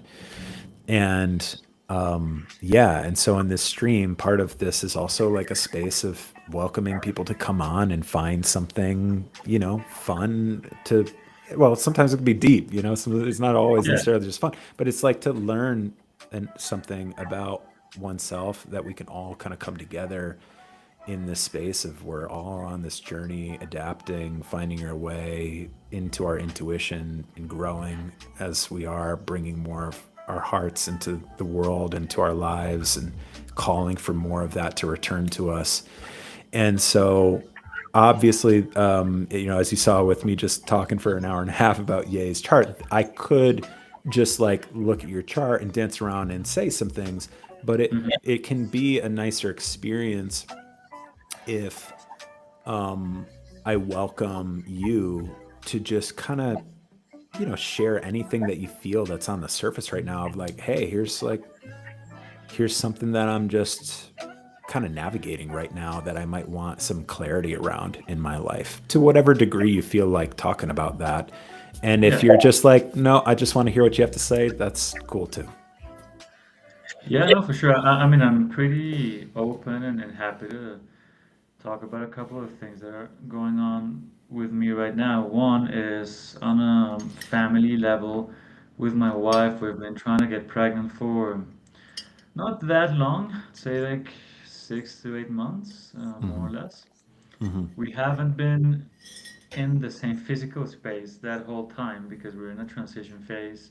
We used to live in the Middle East and now we're moving to London, where she's from, Mm. for the next chapter. But then in the meantime, we've been traveling quite a bit. Now I'm here in Colombia visiting family. She's in London with her family. Yeah. And so even today, she went to the doctor to like check her eggs and do some fertility checks and stuff like that. So we're just Hmm. navigating that process. And yeah, I'm just wondering if there's something blocking me Yeah. consciously or unconsciously, so that we can both step into that new realm, right? Yeah. So that's one thing. Yeah, beautiful, brother. I just appreciate your raw vulnerability and straightforwardness in this because I mean, I really part of me even like doing this stream is I've taken in my own journey just feeling just increasing passion throughout all of these years of just wanting to share myself more vulnerably. It's like if we can just kind of come into that space, it's like we can just get into the real space of like actually the most interesting conversation, you know, Yeah. which is like, hey, I'm in this human body and here's the stuff that's on my plate that I'm reckoning with. And can we like talk about that? And maybe by talking about it, like you have some like parallel experiences within your own life or something that can just like help just like meet like a sense of human to human like hey I see you, you know, I see you in what you're in, and finding our own support and encouragement through all that. And absolutely, you know, I'll there's something that, you know, jumps out really right away on the chart. And before I start speaking about it, one of the things I was curious about, you're mentioning how you're moving. Were you both living in the Middle East together when that was when Yeah, you were? Okay. Yeah. yeah, yeah. We were there for 9 years. Yep. Got it. Okay. Yeah. And was were you both like always there living with each other, or did you find yourself in like different living Well, situations we across met the world? there. You did. Okay. Yeah, yeah. We met there, and then yeah, we dated for a couple of years, and we moved in together, and we Okay. got married. We've been together for 6 years now. Got it. Okay. All right, sweet. Yeah. So what I want to talk about is there's a position in the chart that has to do with it's called when you look across the chart. I'm just going to give you like a brief. I'm presuming that you, aside from just watching the yay portion before, like haven't looked at anything with gene keys. Is this like all new language Um, to you? a little bit. I actually bought the book, Okay. and I've kind of skimmed through it, and my chart got very superficially. Yeah. So to the extent of just giving you like the base terms, it's um, it's a lens through which we're able to um, just understand like the archetypal architecture that sits beneath the surface of everything in our lives and the things that we lived through, as you saw with me talking about yay, like just the deeper shadows that we're reckoning with on this journey of growing and gnosis and all of this. And within the gene keys there are 64 keys, which correspond deep down in the ancient roots of like the root stock of the gene keys is the ancient Chinese I Ching. Richard Rudd channeled the gene keys as like, and it came through as a transmission of a a modern, more modernized transmission of the I Ching to meet the modern psyche. Because if you've ever looked at like an old I Ching book, there are all of these different translations of the I Ching. The ancient Chinese sages used it as their way of interpreting yin yang, like the binary codes of life that life is communicating with us at all times. The sages learned how to interpret that language so they could live in right relationship with the flow of nature. And if you look at any oldie or any I Ching books, it's like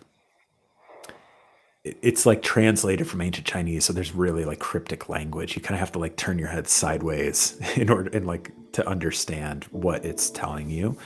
But the gene keys like really meets that modern psyche in a super powerful way. And so when you look at the 64 keys, they correspond with the 64 archetypes that were part of the I Ching. The Each key has within it three words associated with it, what's called a shadow, a gift, and a city. And that forms a spectrum of alchemy. The shadow is like a seed. When I was talking about the stuff with Ye, it's like that's kind of like the makeup of like the density, the suffering around that archetypal aspect that impacts you in this particular lens, depending upon where that archetype shows up in your chart. And the shadow is not something to obliterate. Of course it's something to learn how to relate with, because deep down all the pain that comes around that shadow is really behind the surface, like Scooby-Doo mask. It's like just a deep young part of us that needs love and care. And so relating with that shadow, seeing where it shows up in our lives, and then coming into meeting it with the care that it needs, that unlocks the gift journey. The gift journey is like when we start to relate with that shadow rather than fight it or totally be decimated by it, a new way of being opens up. That's the journey of the gift. It's like that is what that was contained within the seed of that shadow, was this journey, this flowering journey, like when a sprout pops up through the seed, that is taking us on this pathway of growth into an uplifting, elevated, new form of being. Did I lose you? I can hear you, but again, not Yeah. sure what's happening with my camera. Yeah. Well, well, well, hang. Can you see me too? Yeah, yeah, I can see you. Okay. Stay with me for a moment and then we can just like, you can pop back on in a moment. Just like hang with me for a minute. And it's interesting Yeah. because I'm going to share into a key that we're going to talk about in a moment. And there's something I want to say. Even it's like I think even with the camera going out, there's something. I'm gonna just wait for it. So the gift is that it's like this new mode of being that comes online when we start to relate with that shadow. The city, all of the cities, you look across all the cities, they're like the multi faces of the enlightened state. They are these words that carry a ring of divinity, truth, boundlessness, grace, valor, invincibility, immortality, forgiveness, omniscience, justice. Like they just have that like that ring to them.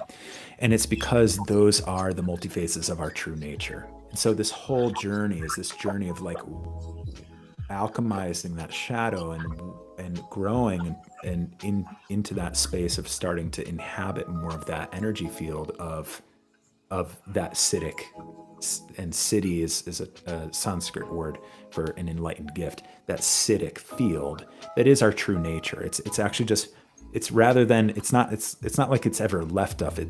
It's just we're just like washing the smudges away from the glass that prevent us from being able to actually witness and sense that we are that.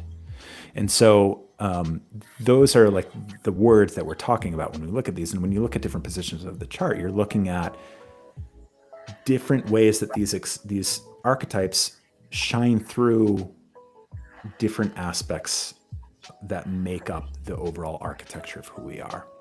And so there's a position in the chart that's called attraction.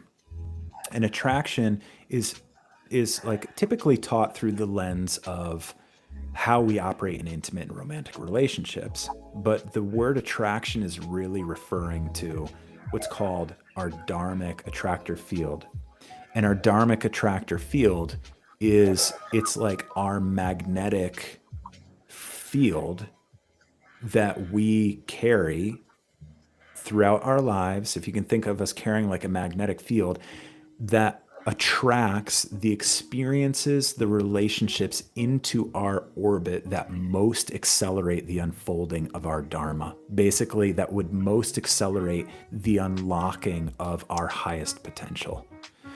And so that happens most viscerally in our intimate and romantic relationships because those are the strongest and most intense mirrors where we're met with this opportunity to really like face our stuff. You still with me? Yeah. Okay, you got me. Yeah.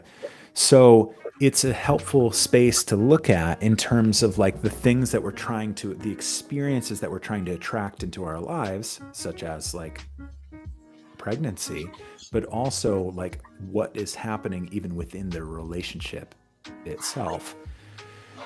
And so you're going to see a word on here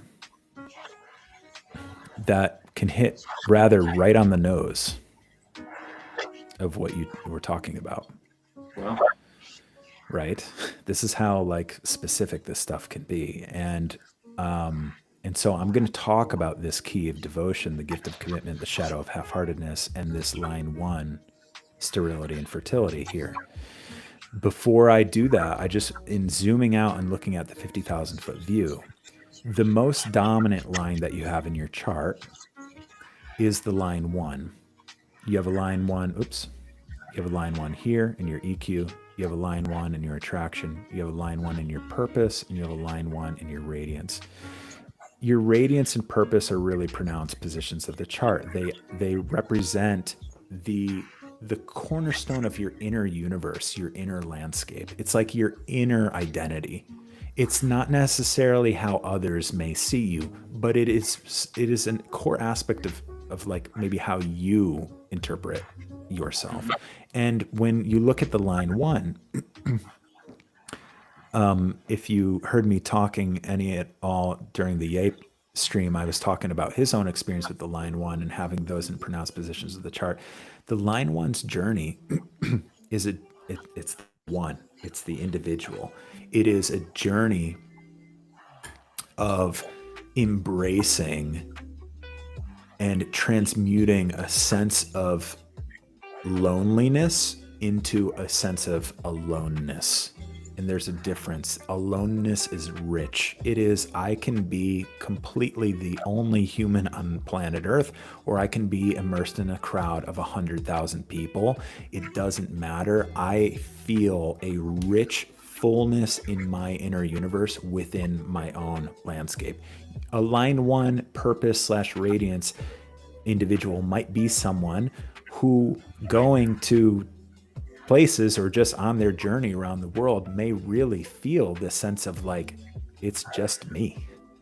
And that is part of the line one's journey, because they are again in this journey of finding and well reckoning with senses of like emptiness within themselves, to go and dig down deep into all of that, to find this like this sense of I am full and complete within myself.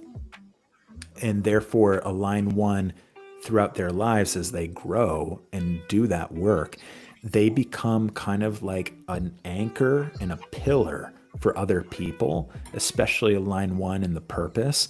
A line one purpose, when your purpose is at the bottom of the chart, it's like your roots, your foundation, it's like your sense of stability. People are called to like lean on, almost as if you'd go and like lean on a wall on a building, lean on line ones to find a sense of stability within themselves, because they have a quality of them in their light that can feel like deeply anchoring. But that is a journey for them, because they can also experience what it feels like to feel really like hollow and even brittle. You see where it says physicality. You still with me? Yeah, I am. There's just, yeah, some tech glitches going Some on. tech glitches. Yeah, Yeah. That but I'm with you. you're with me. Okay. So I'm just gonna like share a couple more things, then and then I'll like turn it to you and just hear what you have to say about this. But that it's like that oscillation between like, emptiness and wholeness, and finding that within oneself. When you see line one physicality, like to come into a sense of rootedness within yourself, especially if you're going through what you're going through right now, of literally rerouting your foundations in life, which means like where you live, the whole landscape of like how you move through the world and where that is, connecting with like your skeleton, like line ones. I don't know. Are you somebody who like enjoys like yoga or like real like structural fitness? I love yoga. I'm a yoga teacher. Okay, you're a yoga teacher. Yeah, like yoga is. There you go. Like yoga is like through and through like a line one purposes expression, because the line one wants to come into like the depth of literally the skeletal structure, to feel that like solidity deep down beneath all the layers of everything else. And so if you can, in your yoga practice, the next time you're practicing, you probably already are, like notice your like that deep sensation of your skeletal structure. And as you move through your flow, notice like what's coming up for you in spaces where you feel the skeleton that like feels hollow or even brittle, or where it feels like really rock solid. And that is like a way of tuning into within yourself, like how hollow and brittle versus like really solid and anchored are the roots across my entire like universe in my life. And this is important because when we go into the attraction sphere, your purpose is also, it holds the matrix of your entire relational matrix in life, how you relate with others like throughout your life is through that theme of the line one. And you can see when you look at it through that lens, the anchor slash the loner. Because again, that line one is going through that journey of finding that sense of inner strength and solidity and wholeness within themselves. And so when you look at, okay, the line one theme is big in your entire relational matrix, but it's also a deep theme within the intimacy and romance and that space with the partnership. It becomes an especially important theme. The line one's breakthrough happens internally. It's within themselves. I mean, obviously, all of our breakthroughs happen internally, but it's like it might most especially come through by you spending time on your own and reckoning with your sense of your aloneness or your isolation or loneliness. And when you look at this key devotion and the sterility slash fertility, sterility is like that. It's the emptiness. Male or female. It's the absence. It's the emptiness of that which gives wholeness to life. And the fertility would be like literally, the fullness of what gives expression and emergence to the individual. This key devotion, the city of devotion, the gift of commitment, the shadow of half-heartedness, this key has all to do with exploring where in our lives we are 1 foot in and 1 foot out. That can be in the big things, in the work, in the relationships, in all that stuff, but really looking and seeing like, where am I just kind of like 1 foot in and 1 foot out? Because what happens with that shadow of half-heartedness is the more that across your life that you're kind of like wishy-washy about things, if you are in certain spaces, especially within the relationship itself, or any aspect with that shows up around this within the relationship, that's like a cutting edge to look at, especially considering what you're looking at for yourself right now, and this move and all this is like, where am I sort of 1 foot in, 1 foot out? Because the gift of commitment asks for us to look at those and see how that is splitting your energy in not ever being fully in the yes and fully in the no. Take this for an example. Like, somebody invites you for dinner and you go anyways, but you don't really want to go. At an energetic level, what happens is it's as if half of you goes and half of you stays in your spirit. And over the course of a lifetime, it creates an entire persona where you're only ever really half there. So life can only ever meet you halfway. And so when you look through the channel of like the relationship and like the move, it's like, what, while you're moving, needs you to like uproot any other foot that is like still in some other space, to go and like fully 100% commit, like, I'm a full F yes to this, whatever that is. And finding within your relationship sphere, within your life, where those themes are rippling. And you just comb through it. Like, here's where I'm half-hearted. Here's where I'm 1 foot in, 1 foot out. Here's where I'm 1 foot in, 1 foot out. I'm getting full 100% yes on this, full 100% no on that. You till through the soil of your life and you put it in order. Some things may fall away. Some friendships, some relationships may fall away. Some like opportunities or things may fall away because they're not the full yes. But you're Yeah. orienting yourself to shedding the version of you that was half-hearted, so that the fullness of yourself comes through, so that the fullness of the fertility field can come through for the relationship. Yeah, no, that's spot on. And yeah, even with the fact that we're not in the same physical location right now, Mm-hmm. and I'm not fully committed to going back to London with her. Mm-hmm. But deep down, I am, and I want to be, and like regardless of the city or the country or the physical location. It's more so that whole body yes of let's do this. I'm with you. Yeah. Yeah. And so with this, man, this is where I was going to say there's like this is the cool thing with the gene keys is like there's always a wink hidden in plain sight. Like look at how this whole thing has happened with this stream and you being on the stream. You're kind of half there. Like the camera's not working. Yeah. And it's like it's that on the nose, dude. It's like it can be that playfully on the nose where like what I would welcome you into because I wanted to like speak through all of that with you while it's just like the black screen.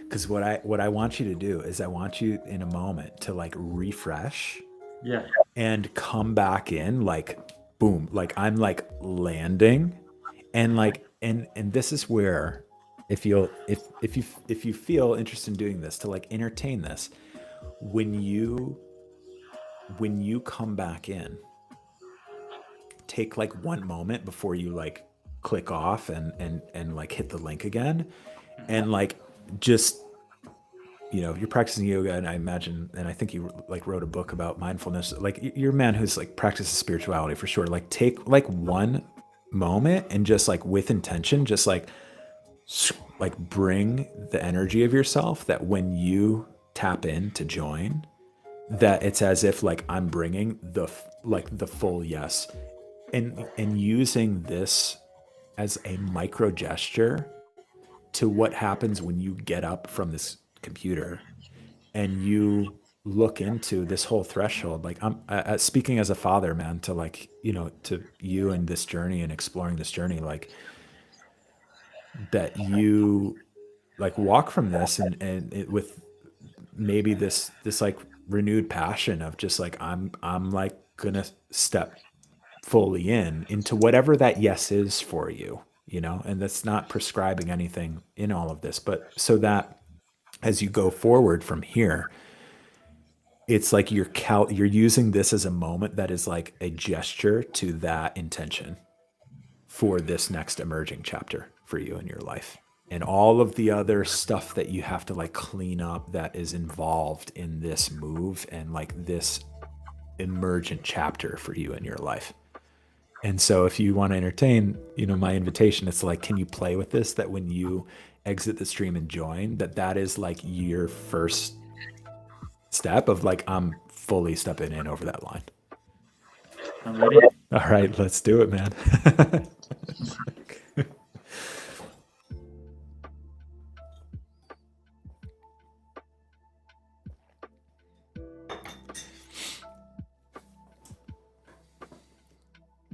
Cool guy, Daniel.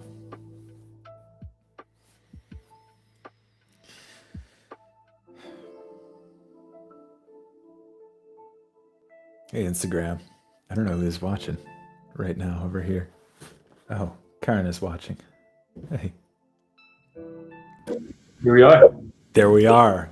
I feel the full fuck yes. It's big love, baby. Big love. We're coming in with big love, man. We're bringing that half-hearted back to full big love right here. There we go. Yeah, it's the elephant power. Oh, man. I love that. Well, look, you have the Gene Keys book, man. If it calls to you, check out this key. Like read this key, the 29th key, because the book, it's like a translating transmission that speaks directly to your subconscious. So if you're working with that theme, it's like whatever it's not a game of memorization. It's like whatever jumps out to you as you read that is opening your awareness to like, okay, I'm on this journey of connecting with this energy of devotion and like clearing up the stuff that exists within me, within my life, that is like half-hearted sterility, Yeah. you know? And that'll take you on, forward in whatever journey is in all of that, man. And I hope that this was both insightful and maybe somewhat entertaining. Yeah, both. And I think we got to the heart of the matter, which is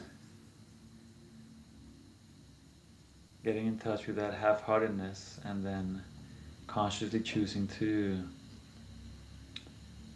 yeah, transmute that. Hmm. Yeah, man. Well, I'm sending you just big love right back, man, and on that journey, and just so many blessings for the move, the transition, the journey with the pregnancy, and the journey into fatherhood. Such a huge gateway to step into. We just hosted some friends this last weekend, and are they're they're walking that journey in their own way, and yeah, it's so powerful, it's so special, and so I'm just wishing you the best in that journey of evolving your family, man. Beautiful. Blessings received, and uh, yeah, happy belated birthday to your son, Oh, as you thanks so much, mentioned. man. So this is awesome, man, and excited to see you do more sessions and yeah, just keep amplifying the energy. Oh, thanks so much, Daniel. Take care, my friend. All right, brother. Godspeed. Have a We'll great talk night. soon. Yeah, take care. Ciao. Thanks for joining. You're welcome. Wow. Rich stuff. Shout out to Daniel. Yeah. I really appreciate people who are coming in and just like saying, yeah, here's what's going on for me in my life. And um, I'm not, someone who claims to have all the answers, but I share in the way that I can. And it's like, if there's helpful stuff in there, great, amazing. And I think that when I work with the keys and look at the keys and surf around these charts, doesn't matter, who comes along here. It's for me, when I keep on talking about this, like the keys are my game. It's a journey for me of just falling, for me personally, just falling more deeply in love with humanity and our shared humanity, who I am as a human, and my own experiences that I'm navigating within myself, within my relationship.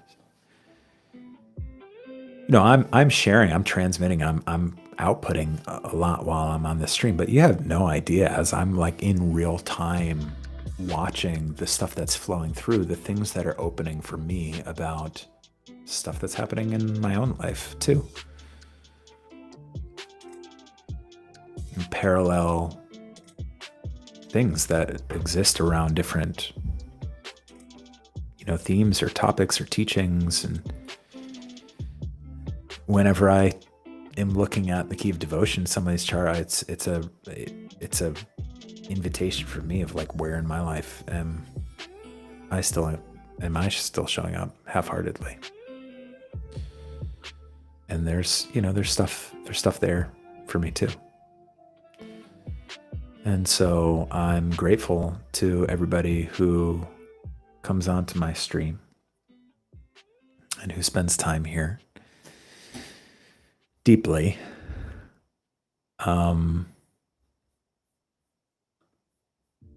Because it's a lot more fun than just speaking to an empty room, as much as I'm happy to do that as well.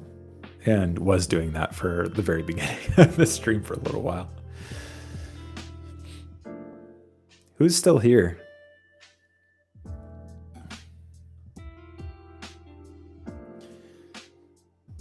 I'm over my stream budget for the night, but Eric, if you're still around and you want to hop on and say hey and play us a little tune, or just say hey, you're welcome to. Oh, hey, Kay. Do you want to come on? You want to come on stream? Daniel's still here. Sean, have a great night, man. Thanks for joining.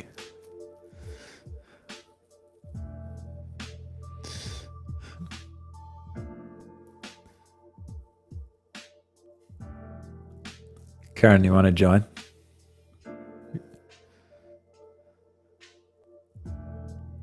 She's probably like, absolutely not. I'm on the YouTube link. Yeah, but I can send you. I'm going to send you the.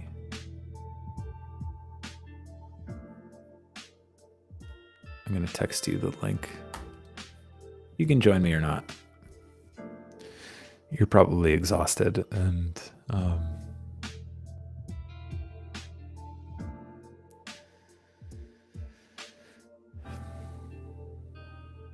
I think I'm just like, just landing for a moment after a deep dive. This is a deep dive stream. An hour and a half going through Kanye West chart. Hanging with Daniel. This is a rich stream tonight. So much fun. I have so much fun doing this.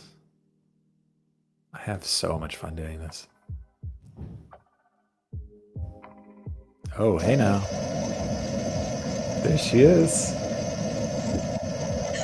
Kanye West. I was doing bedtime with her. Oh man. This was so good. Yeah? This was so good. You sent me a text at one point. You were like, maybe you should stop speaking about Kanye and see if anybody is on that wants to look at their chart. I saw that your Instagram live thing said Kanye West's chart, and I was like, he's surely talking about other things besides Kanye West's chart. No, it was a full on 90 minutes of me talking about Kanye West's chart. And it was just, I mean, look, I'm gonna we all have all these archetypes within ourselves, and we get to know these public facing energies a little bit deeper. It's interesting.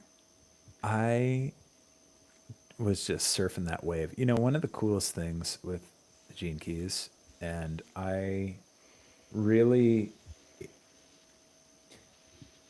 experiencing it more and more on this stream now, and what Richard talks about, where when you remember that whole series that he did called The Ecstatics. I think you've like listened to one of those maybe. You know, and he introduces that series. And for anybody who's still listening, Statics, Gene Keys. Richard Rudd did this whole series that is phenomenal. That is called The Ecstatics, where he dives deep into basically like the energy fields of these select ecstatics. Julian of Norwich, Rainer Maria Rilke, Ananda Maima, Tyson, Walt Whitman, Hafiz, and Cold Mountain, who's another poet. And when you listen to these, and he says this in the outright, he's like, these are my friends.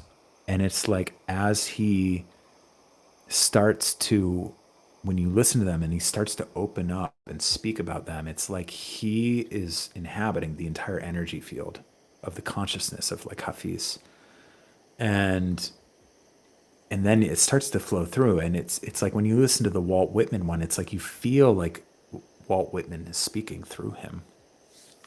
And it was fascinating to just even, I mean, this is my first time going deep into a whole thing and looking at, you know, somebody's chart like this, like with Kanye.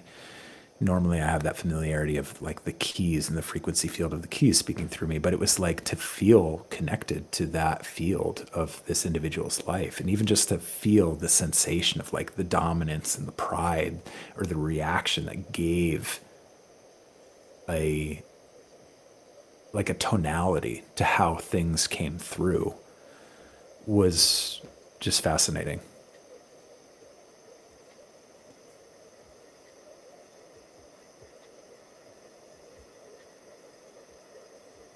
Do you have any questions for me? I just wanted, I mean, I'm just like landing that experience. I mean, I don't know. I mean, are you wanting me to ask you questions about, Well, I, I'm here, and I have to pack because I have a flight tomorrow. But while I'm here, I don't know if you wanted to get into anything. I'm happy to for a short period of time. all right, here's one thing that I'm going to ask you. This is going to be the one question that's going to help button up that whole conversation. One of the things that I spoke about really deeply was this in his core, rebirth. And when you look across all of his albums, how he completely reinvented Yeah. himself, that like what came after looked nothing like what came before. And when you look at the line four, rejection, responding to the wound of the heart, and literally to such an extent that is like, oh, you like you don't love me? Well, you're going to be left behind because I am going to literally go and revolutionize culture itself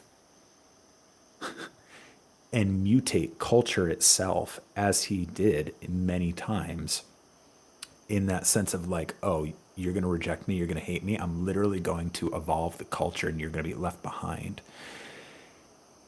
And I'm curious to hear just anything that you want to say in the realm of how our protective defense strategies, like the power sometimes of how our defense strategies can literally like ripple to that level for what sounds like a very just like encapsulated in just like a simple word like rejection. There's something going on with the mics. There's like a woo sound. Yeah, it's coming through you, but It's weird. Um, yeah, rejection and the strategies that could protect the feeling of that. Well, first I'll say this, out of our greatest pain comes also our greatest gifts. And the strategies that protect our pain disconnect us from that tender place within us that is longing for our own presence and our own contact with it, and our own attunement and repair where there wasn't, where there was rupture.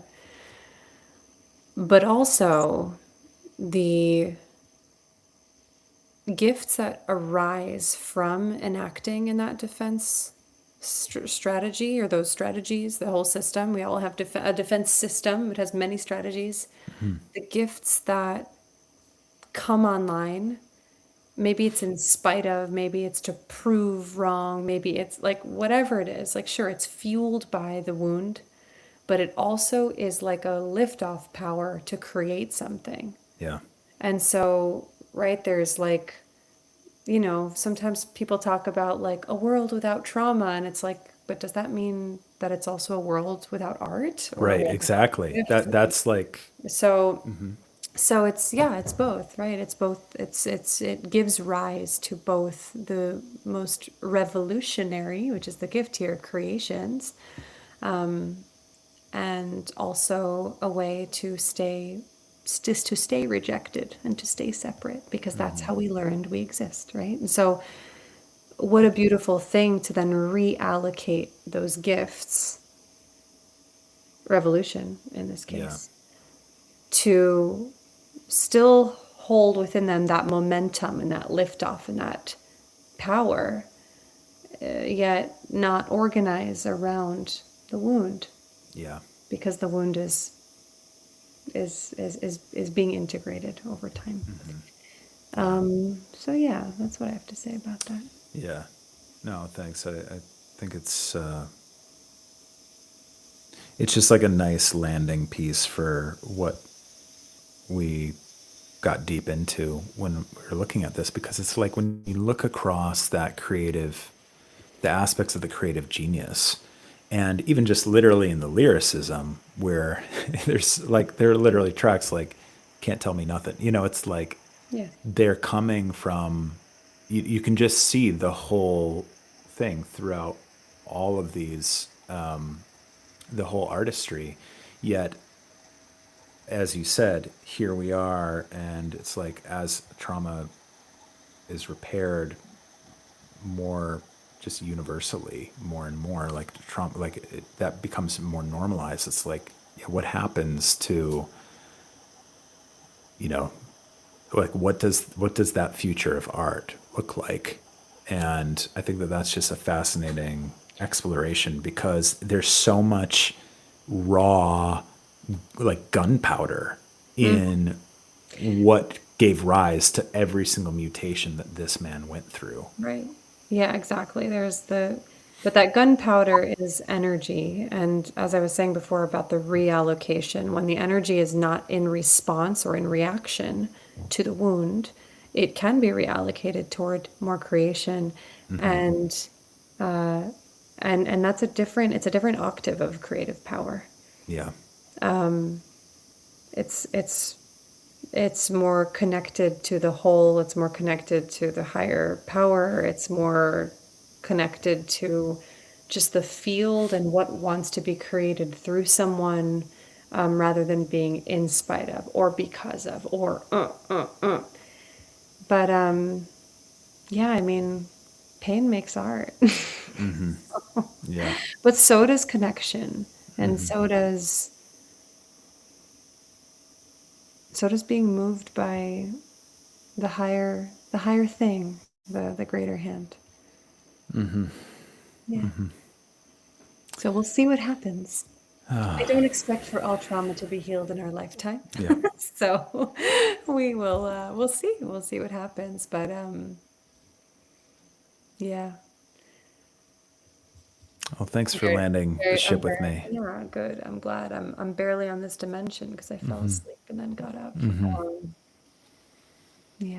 Okay. But I want to just say, like, one last thing. Hmm. And this is more of a universal principle. It's not about Kanye West. It's just about like creation. We live in a dimension of of polarity. Like that's why magnets work. There's a plus and a minus. There's a yin and a yang. There's uh, like I was every like the keys. If you look at each key, it's like you're looking at the polarity of the specific energetic sphere Hmm. of that transmission. And it's just such a fabulous design to live in a polarized dimension, because it is through the integration, the exploration, the contact with the poles themselves, not avoiding them, right? Like some people try to avoid them by like staying the middle path and like meditating all the polarity within them away, like especially in the spiritual sphere. It's actually about getting so intimate with how each of those Hmm. sides exist within us, Yeah. and then by way of that exploration we land in a middle way, not because we like zend ourselves into it, but because we can hold the Yeah. breadth of that space. And so it's the same thing as like your wound is your gift, Yeah. your own healing path is your own medicine. It gives, right? It's like we live Hmm. in this beautiful, polarized time space reality. Hmm. Yeah. It gives the wound gives.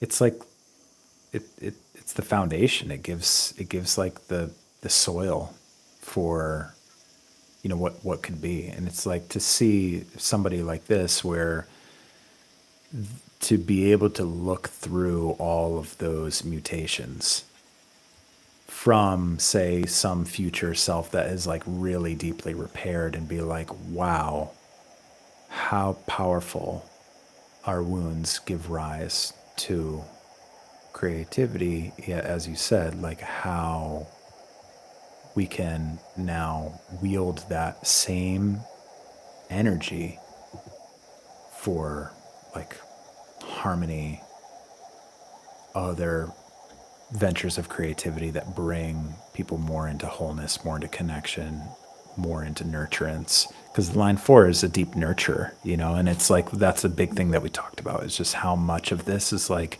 wanting to communion, like bring everybody around the table around a central idea of just our shared humanity.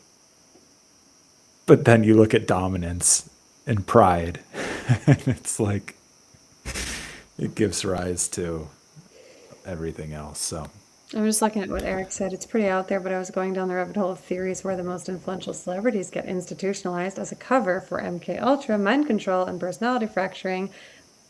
If we want to go down that rabbit hole, absolutely. This particular but his man, spirit was so strong that he basically defied the process Defied the and is pro- tethered to the earth, Totally. which is why his stage show was that way. It's actually him again on the new album. Yeah. Oh, Eric, I didn't know that you were still here. I would have sent you a link. I'm gonna just text it to him. Yeah. You got it. You got to go to bed though. Yeah, I gotta go. You got to go. Yeah, Kai says, you gotta go. You got to go. You gotta go. All right. Yeah, totally, Eric. Yeah, that's a deep thread, and Yeah. that's very real. It's very real. Yeah, celebrities are a strong player in the influence of the collective consciousness, and there are forces that wish to utilize those strong players as like keystone kind of remote controls to alter the fabric of collective consciousness. And so, yeah, there's a lot of that going on. I don't know if this is the live stream for that. Yeah. I was chilling here in the air, poking around the house. Well, Eric, I just texted you a link. If you like popping on, it's cool. If not, if you want to hop on another time where there's like it's earlier, that's cool too. But I'm gonna go pack for my okay. trip. Okay, good night. Thanks for coming on. Bye-bye. Toodaloo. See you later. Toodles. See you later, alligator. That sounds- In a while, crocodile. Yeah, just bringing the weird vibes. Okay, great. That's that's where I like to hang out. Yeah, we love this. Is the super late stream. This is after hours. This Okay, is after hours. love okay. you. Bye. Okay. Well, I'm pretty exhausted, Eric. So, but I would love to have you, man, on a future stream. I don't know how to use the YouTube stream, but let's try and work on the audio if you want. Yeah, let's do this, man. Let's do like maybe next Tuesday if you're around Tuesday night and you feel like coming on for a little bit. You could do like a little jam sesh. You could talk about music, you could talk about your work. Just like that's really what I envision these Tuesday night streams are really just like it's like hanging on the couch, seeing where the conversation goes, bringing in some people who want to take a look at their charts, having fun with that, like following the whim of whatever I want to talk about. And it's fun to bring in somebody else who wants to hop on and just kick it. So if you're down for that next Tuesday, sweet. Yeah. And we can even see, I'd love to explore how like you could like send some music through. Also, I have this like royalty free music stuff that's been playing that is just like not my preference, but if I use licensed music, the videos will just be completely muted. But I need to find a better situation for my music on stream because it's all right, but it's a little funny. But maybe there could be like a little live music hour next week. I told Karen that she should just come on stream and tell people that she's gonna sing, and it would just like, lo-fi beats to study / chill. That's basically what this is.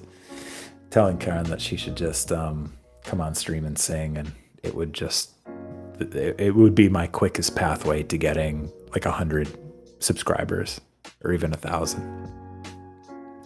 We could do one night, like one Tuesday night where Maybe Kai is like staying at my parents or something, and we even do like a little concert, on stream concert. I don't know if that can actually work if people aren't in the same spot though. You wouldn't be able to match through. Yeah, you would not. You'd have to be in the same place. But maybe you come here. I mean, my dream is to have like a space where there can be like a multi-camera setup where the stream is like, hey, here's a living room here, and multiple, like, that you could literally come over and Kay could be here and we could all like just be hanging and doing the stream. We should like plan. I mean, I gotta get some furniture. I'd have to get like more gear. We'd have to have like the cameras. It would be a whole thing, but it would be an interesting idea sometime to do something that is like really announced to the community. That is something that's like, hey, maybe it would even be like a fundraiser or something like that. Like we're gonna do like a live stream concert or something. I don't know. We can play around with the idea, but yeah, come on next Tuesday. Yeah, you have another cam link 4K. Yeah, we could come up with something. I just need to get some more furniture. I'm looking at a Home Depot bucket and a mop over here because we had some water in the basement the other day. So we need a little extra infrastructure here, but it could work. And yeah, come on next Tuesday and we can break it down and see what's possible. I am going to peace out because I'm exhausted. That was a doozy.